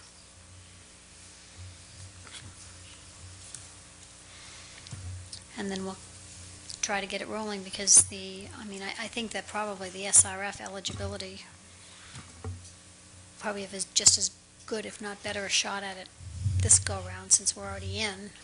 Correct. Certainly, the path of least resistance, you're in the system right now.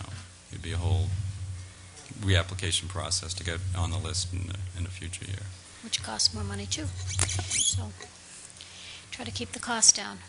Does anybody else have any questions for Mr. Giudice? Mr. Campina. Madam Chair, other than the board, residents, would you like CDM reps? Should we have anybody else there for questions that may or may not come up? Anybody recommend? Mr. Gifford can take care of it. That's a given. Anybody else you can think of that I need to notify that should be there? No, that's usually who we have. We usually have Mr. Giudice, Mr. Gifford, okay, yourself. members of the board who can make it. Mr. Andrews, if he can make it. Mrs. Winslow? I just have one question in terms of the betterments, and I understand, using Chapter 90 funds to cover the paving. There isn't any more stimulus money out there, but is there money anywhere to help offset these betterments? $35,000 it's an awful lot of money. Not that I'm aware of at this point, unfortunately. Well, one of the things I was going to say with this one, I can say that a couple of years ago, we had made the decision to do the drilling, the directional drillings, rather than going up Great Neck. And if I remember correctly, not that this is any consolation, but if I remember correctly, it was about $800,000 in savings. I think it was like $680 to $800 and something thousand in savings. That doing it from one to the other. So I mean that there would have been a higher price to it, but I think that one we are looking for any possible ways to save on it. So correct. If anything comes up, I'm sure we can. Yeah, I'm not sure it was quite that much, but it was a significant cost savings for the project to do the route that we're doing right now. Yes. Thank you. Yes.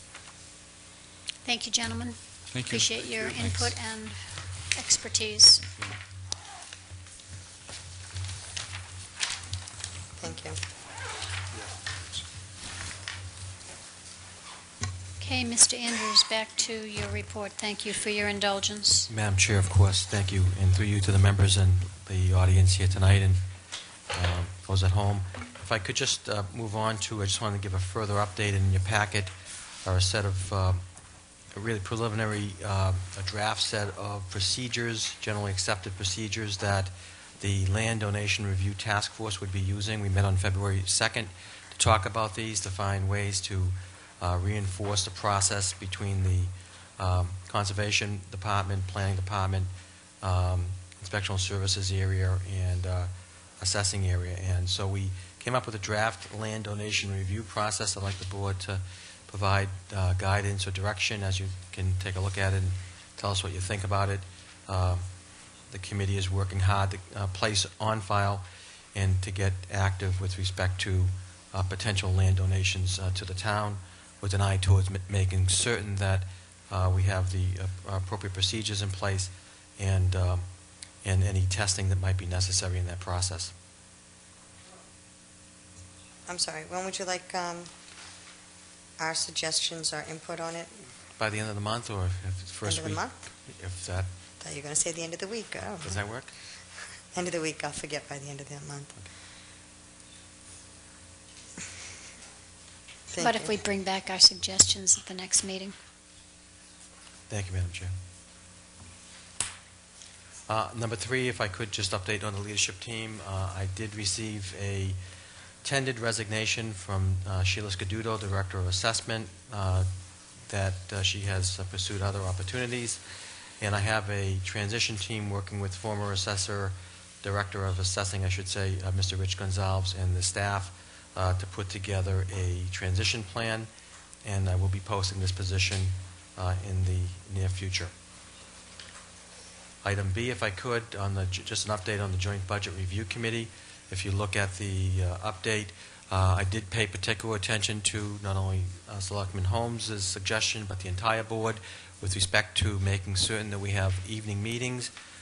We are meeting on Friday, the 11th at 10 o'clock in the morning, but we will be working over the next several weeks, including February 15th at 5:30 p.m. before the board's regular meeting right here. And on the 23rd, hopefully at the auditorium, I will confirm that at the Wareham Middle School at 5:30 to give folks a chance to get out and to give us some ideas about what they're thinking with respect to the 2012 budget. And I think we'll be getting hopefully into the meat of things, Madam Chair, where there are some very important issues that we need to address moving forward as the budget process takes shape. If I could move to item C. If we can stay on item B for just a second. Did either of our representatives have any input as to were there any discussions of substantive nature that you want to bring to the board in terms of proposals that were made? Well, there haven't been proposals per se. Mr. Slavin and Mr. Trudell of the Capital Planning Committee sort of gave us an overview and an understanding of what, how the Capital Planning Committee came to be, what it's charged with, what the true cost is that we're facing over the next few years. And we talked a little bit about different, leasing versus buying. And I think at the end, there was no vote, but the consensus was that you have to look at each purchase on its own merits to make a decision as to what the most cost-effective way to obtain it would be. So, for example, it may make sense to lease police cruisers because of their relatively short lifespan. And it may make more sense to buy when you can borrow money cheap, other types of things. So while there was no real conclusion, there was just a general discussion about those different, bonding, leasing, purchasing, all those different things. And I think I left the room believing that we were going to look at every option for these large purchases to determine what's the most cost effective. I don't know if you left with a different impression. But that's not really the charge of this committee. That's, somebody else to analyze those. No, I agree with Selectman Winslow that was essentially, it was an overview. I know that, I guess it was, for example, I guess it would be that at the school committee meeting, there was a reference made about purchasing 29 buses. And so that was what we kind of went in there waiting to see a capital plan of buying 29 buses in one swoop. They backed off, I don't say backed off, but said that, we probably don't need to buy more than like 5 buses a year. That was where I would say that's what they were looking at and coming from. I think that there has to be a deeper discussion about that because I had, and it was, let me just also say that it was an abbreviated meeting. It didn't run for much more than an hour, so there wasn't a lot of discussion, but that was really the main focus, I think. The basic intent of running over the capital plan with the committee was, I know the Finance Committee is intimately aware of the capital plan and Mr. Andrews' budget. We tried to prioritize the items that are up front in the capital plan, but I think that would be to my thinking that it might possibly be just to point out the fact that we've got, I don't know how many millions of dollars in backlogged capital planning items. We have had no capital planning committee or spending for the past 10 years, so I think that perhaps it was to note the importance of maintaining a capital plan and keeping funding in our budget for capital items. Was that the goal of presenting the capital plan, Mr. Andrews? Yes, it was. And in fact, I think it was also an opportunity to understand that we have been on a theme, at least of the past year, of public safety, and we talked about the need to stay on the capital plan, whether it be leasing or some longer-term payment, to replace our older cruisers that are not functioning as they should be, as well as items that I have put into my capital plan suggestion going forward with respect to ambulance for the emergency medical response team. But also to gain an understanding, I think, of some of the longer-term capital needs on the school side. There was good discussion with regards to the Massachusetts School Building Authority and what they would be needing in terms of moving the Minot School renovation project forward. So I believe both Chair Slavin and Chair Trudell was trying to put that out there as ideas, and to Member Winslow's point that, how do we get there? How do you keep on a plan that we've started? Because I certainly believe very strongly, wholeheartedly, that you can't just, fix the problem for capital needs one year, particularly where it relates to police cruisers, and then, not fund them or release them for a couple of years. That's why they're in the budget that I presented to this board. I strongly believe that we have to take into consideration the timing of some of the other capital requests and needs, as you have quite appropriately stated, that have gone without funding for some time. So I think that was a robust discussion that we had, and people have different ideas about how to move forward, but I believe that the progression of the discussion on capital helped us understand that we need to have a program that is realistic from year to year and that does attend to our most pressing needs, as I've indicated, in my opinion, mostly in public safety.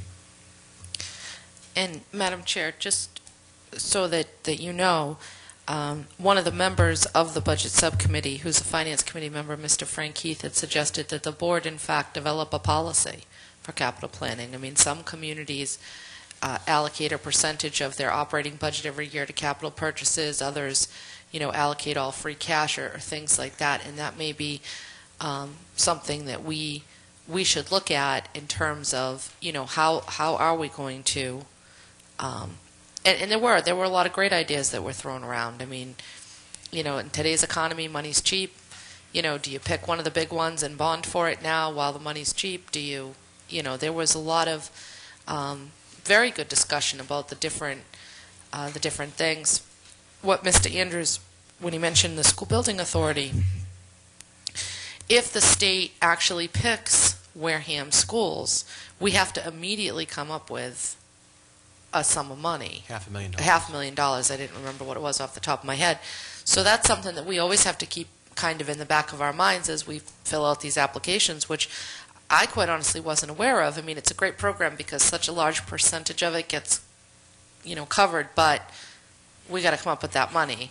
Well, you can bond for it or you can borrow it. You don't have to come up with it out of your operating budget, obviously, but... Well, no, but that was what the discussion was about, while we all talk about what a great thing it is, does the general public realize that then, there's this like little caveat to it once you get your approval. So I think it's a good exercise in really looking at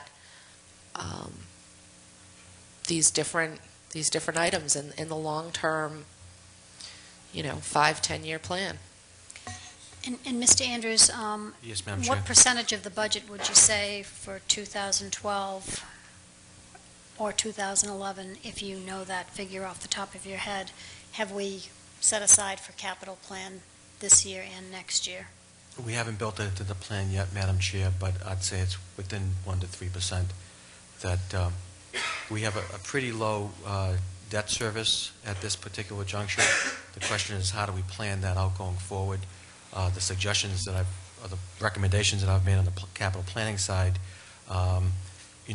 once again, could be financed a couple of different ways, but mostly through the capital program, which I believe should be done each year to stay up with the times. I mean, you can't have a big capital program and then back off of it for a couple of years for things, as I've indicated.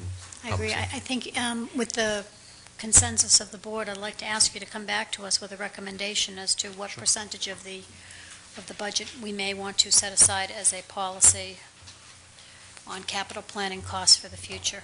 And happy to. And also along those lines, we might want to look at that for our stabilization fund, something like that, setting a 1 to 3% figure out of our growth. Sure. Out of new growth. Does the board have any question about that type of policy or concern about setting that type of policy? I don't have that type of any concern about that for stabilization for new growth. My only concern with capital planning is that if the Board of Selectmen sets a policy at 3%, 5%, and while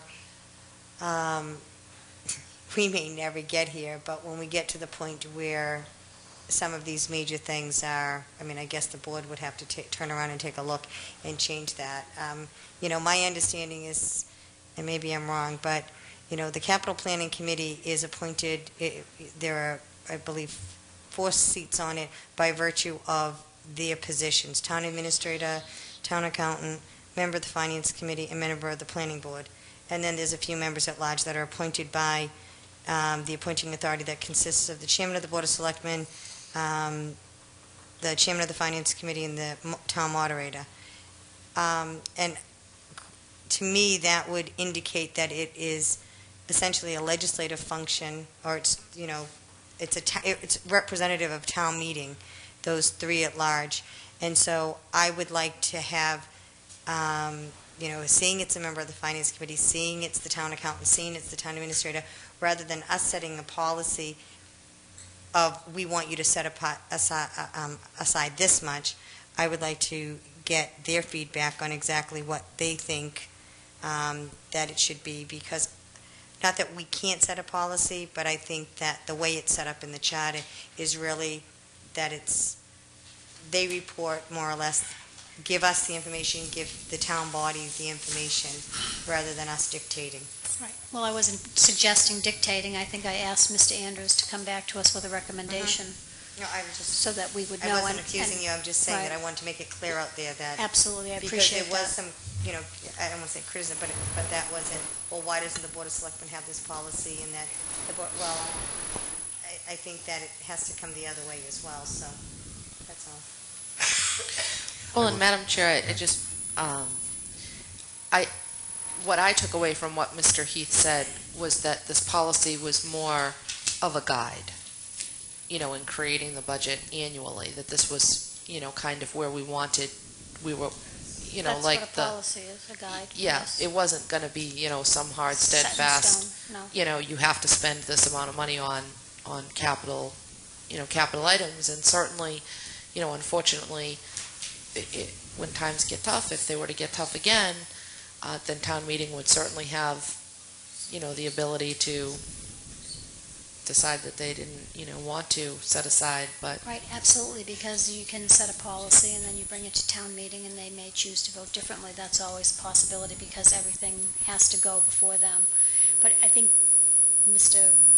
Andrews, you have a point to go back to the Capital Planning Committee and look at your plan and come up with what you think would be a reasonable policy. And Sure. then we'll work with you to try to meet that goal. Okay, thank you, Madam Chair. I'm happy to do that. I also think, Madam Chair, you made a very salient point earlier in the discussion on the budget. We really need to get into the meat of the budget so that we can understand time is ticking, and we're going to have to be able to move forward on budget at some point. And I think it's important also that residents and other constituencies join us, because I did hear very clearly last meeting, these meetings should be open, they should be accessible, they should be very much involving participation in town governance. I believe in that, as you know, and I think that's what we're heading towards with those evening meetings. If they have to be later, that's fine too. I don't mind scheduling additional meetings at later times, but I think the next 2 meetings after Friday, we should be able to get into some evening discussion, hopefully publicize them. I talked to Bill Philman about that earlier, and getting some information out to the general public on that. Okay. Mr. Andrews, you had mentioned to me that the topic of the meals tax had come up as a revenue side proposal. It's on the agenda for Friday morning, and the discussion of the group and recommendation should, as we have discussed, go back to each of the bodies and come up with some indication as to how best to proceed. It is an option. It's about $402,000 going forward, and let's talk about it. I mean, if it's on the table for discussion, it should be something that should be fully vetted and discussed openly at that level, and once again coming back to the respective bodies for input back from both the school committee and the finance committee and the Board of Selectmen. Any discussion on the meals tax possibility? Mrs. Winslow? The problem with the meals taxes, as I see it, and I felt this way for quite some time now, is that it's not something that is really all around us yet. And my concern is always, Plymouth had actually passed it at their town meeting, but then it was challenged, and I'm not sure where that ever ended up, but if it's even been resolved. If the meals tax was, kind of all around us with our neighbors, then it really wouldn't make a difference. And would I personally drive out of town to save, a quarter? No. But I think that the perception that you're paying a higher tax is sometimes not a good thing, especially in a seasonal community that relies heavily on tourism. There were some studies done, I guess probably now about a year and a half ago, that when the sales tax was raised, the 1.25%, that there was a drop in, comparative sales. It was published in, I think, the Patriot Ledger. That's the psychological impact. Whether it really adds up to a whole lot to an individual doesn't seem to make a difference. If people think they're being taxed higher, then they're less likely to make a purchase. That's my concern. My big concern is that we bring people in, they spend as much money as they can over the few months that they have here in the businesses. That's what I want to have happen. Grow the businesses. That will create additional revenue. Now, if the meals tax starts popping up all over the place, then, I think it's a good idea. But for right now, that's not where we want to be the leader. I'm not suggesting that, but Mr. Cruz? Oh, I'm sorry. Go ahead, Mr. Andrews. I was just responding to Kara's point. I'm sorry, Member Winslow's point.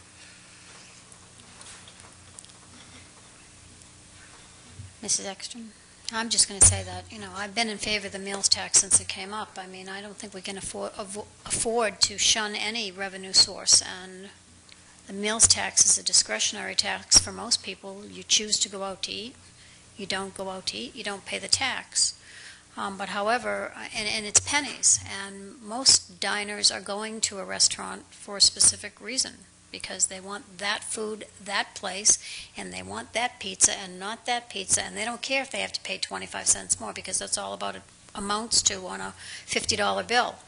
So we have so many destination restaurants in our town. So many people come here from other places just to eat at our restaurants. The ones at Wareham Crossings, people come from out of town to shop, and then they eat. They come to, don't want to give anybody a plug, but maybe I could give a few restaurants a plug. Yeah, don't. They come to a lot of restaurants. We all know who are our friends who come from out of town, and when they come, they know which restaurant they want to go to eat at. And we have a lot of those restaurants, and we're fortunate to have a number of chain restaurants in town that aren't in our surrounding towns. So people do come here to eat from other places, and obviously in the summertime. And I mean, you're talking about pennies on the dollar, and yes, I know that it might make a big splash initially, and then it dies off, and people go pay the extra 7/10 of a penny or whatever it is, and it's totally forgotten down the road. So, I mean, it's $400,000. It's $200,000 for the schools by law, $200,000 to the town. I just don't think that we, in this town, again, we don't have the luxury of turning our noses up at any potential revenue sources. And we're already got the budget cut by 9% below last year's budget. I mean, that's just my thought on it. And if the ad hoc committee, well, first of all, we have to come to some consensus as a board as to whether or not we would want to go along with this as part of the ad hoc committee proposal. And also, we would be responsible for placing the article on the warrant. So, Mrs. Ekstrom? I'm sorry, maybe I missed something, or because my understanding was that the recommendation of doing this meals tax was, but that all of the revenues would go to the schools. That is what, isn't that what was suggested? I don't believe, well, I'm not sure what was suggested in the past, but there is an option here to frame it in such a way. We should check that out, because my understanding was that is what Dr. Rabinovich said. And, I mean, personally, I understand I understand that it's, only a penny here or there. I was against it. I'm against it. But I think that if we are going to go forward with it, it's going to be used for the schools. I mean, one of the things is that, everyone is tightening their belts. Everyone has to learn to live within their means. And that,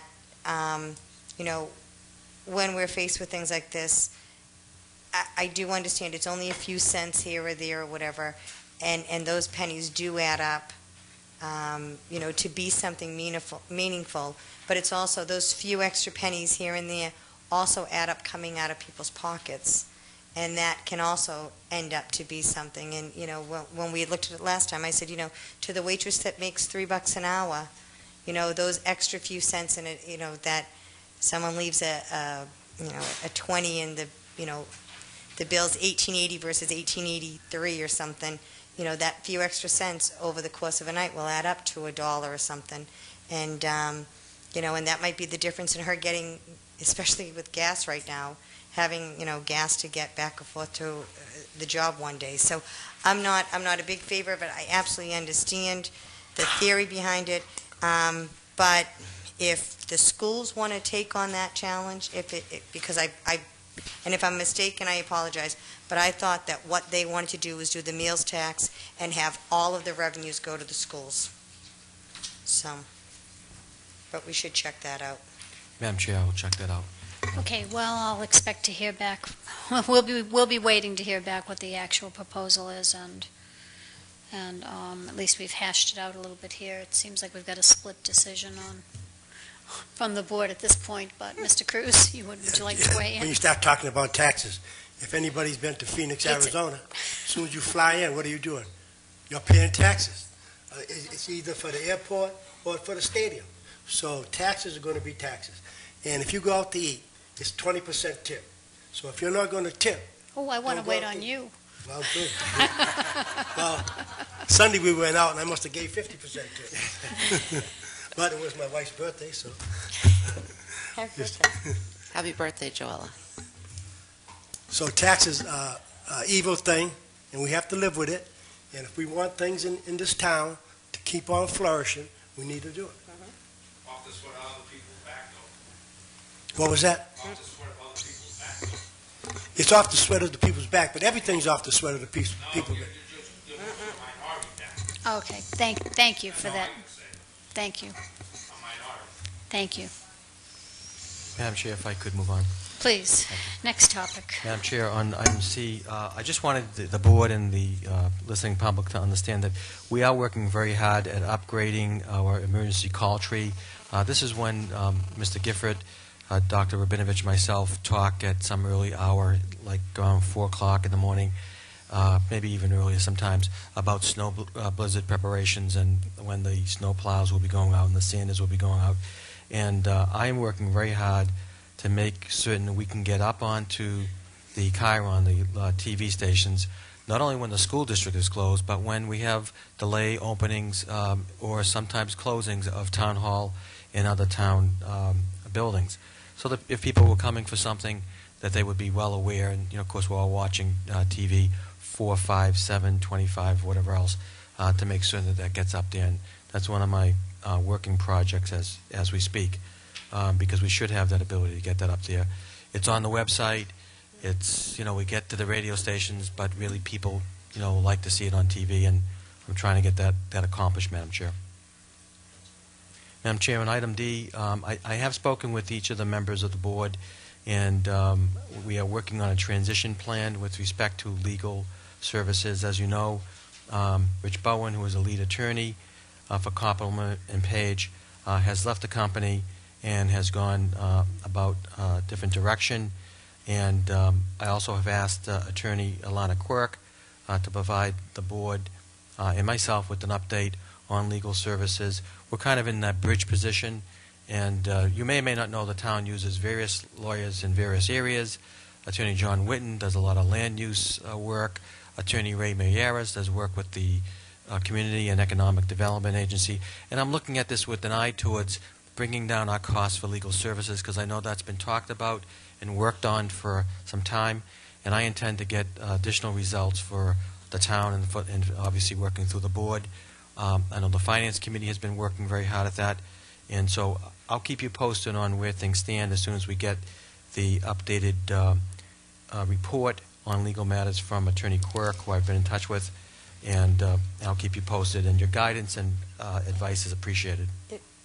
If I may, Madam Chair, on that one, under the charter, it is the Board of Selectmen's duty to annually appoint town council. And I was just wondering how the board felt about possibly asking Mr. Andrews if he could send out, it doesn't have to be like an official RFP, because legal services is one of the things that you don't have to follow 30B procurement law with. But perhaps you've just mentioned a couple of people that we use right now, some special counsel, that we've had experience with or whatever, that if maybe you could send out a thing and just say that, in March, the Board of Selectmen has to appoint counsel, and see if we can get any, I know that we had one of them, I won't say who it was, but in the past who had offered, I think it was like one flat rate and only went into anything else if it was litigation or something like that, but see if we can get kind of like a synopsis of what they'll offer, whatever, because I think there are a few that we've had dealings with, just to, so that we would have that information so that, come around March if we want to have that discussion. Sure. If that was the board, I don't know. I have no problem with that. I think it's an excellent idea. I would suggest to have suggested it myself if you didn't mention it. I think that it's a good idea for us to shop around a little bit. As Mr. Andrews said, we will have Copeland and Page, Ilana Quirk coming in to brief the board in executive session as to what we've got for ongoing legal services with them, and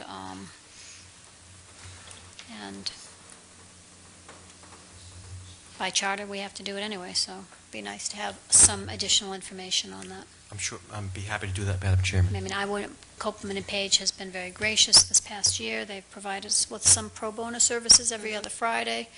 That was very, very good for the town. It did save us a lot of money, and town department heads were able to go in and get their questions answered on every other Friday, and that was helpful in keeping the costs down. And thank you, Mr. Andrews, for arranging that with them. You're welcome, Madam Chair.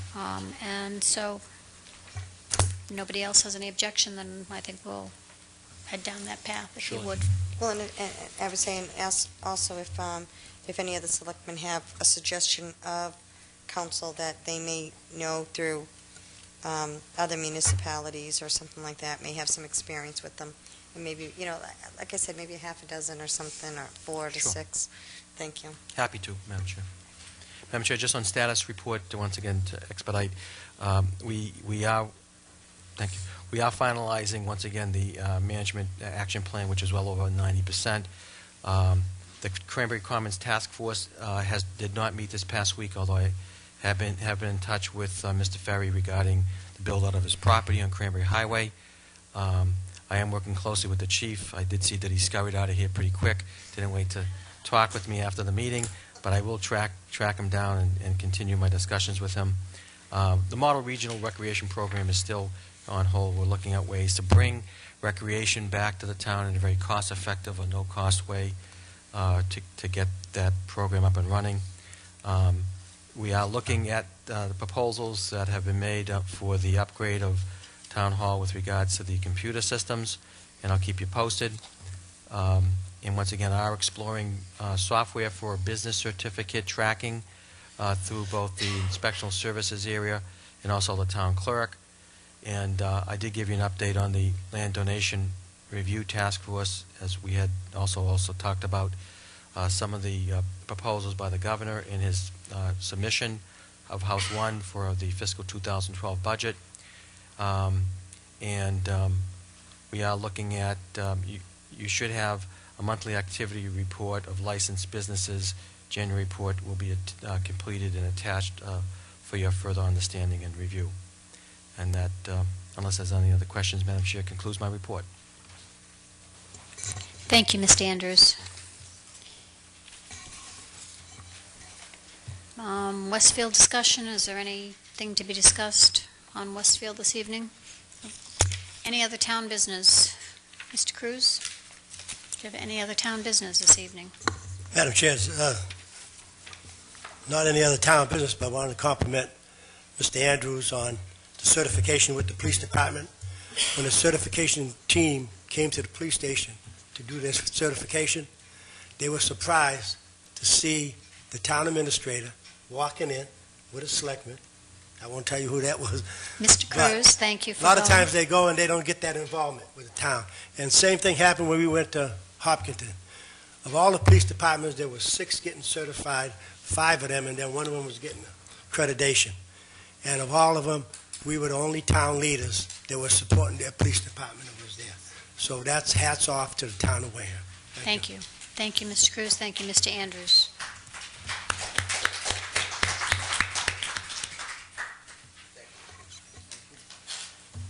Mrs. Ekstrom? Thank you, Madam Chair. As many of you know, the Board of Selectmen had discussed coming up with a Stop the Violence rally. Right now, tentatively, we have good news, is that the date tentatively is February 18th at 6:30 p.m. at the high school auditorium. There is a girls' basketball game that is going to be in the gym at 5 o'clock. It should get out right around 6:30, and the public is welcome to join in the auditorium. And the reason why I say tentatively is we are still working on the speakers, but this will be a Stop the Violence, Increase the Peace rally. So if you can mark your calendars, and hopefully we will have more information out. I've spoken to a couple of members of the media, and we'll get the specifics out as soon as we can once we have them all, and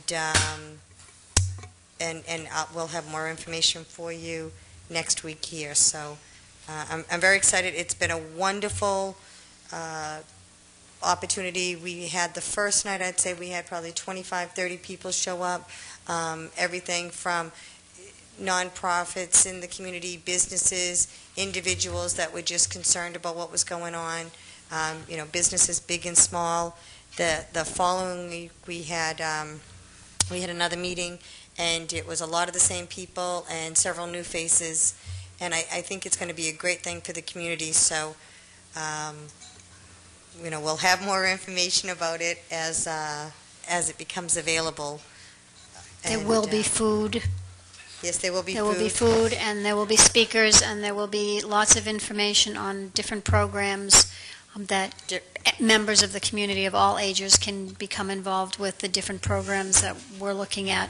School department, clergy, probation department, the police department, a number of youth organizations are involved. Everybody is really interested in the Scotty Montero Foundation, who's taken a very active role in even getting a jump start on the town of Wareham, and are so excited that we are joining in with them. They are sponsoring programs at the high school with the money that they've raised in their foundation for our students. And what are those? I would say Rachel.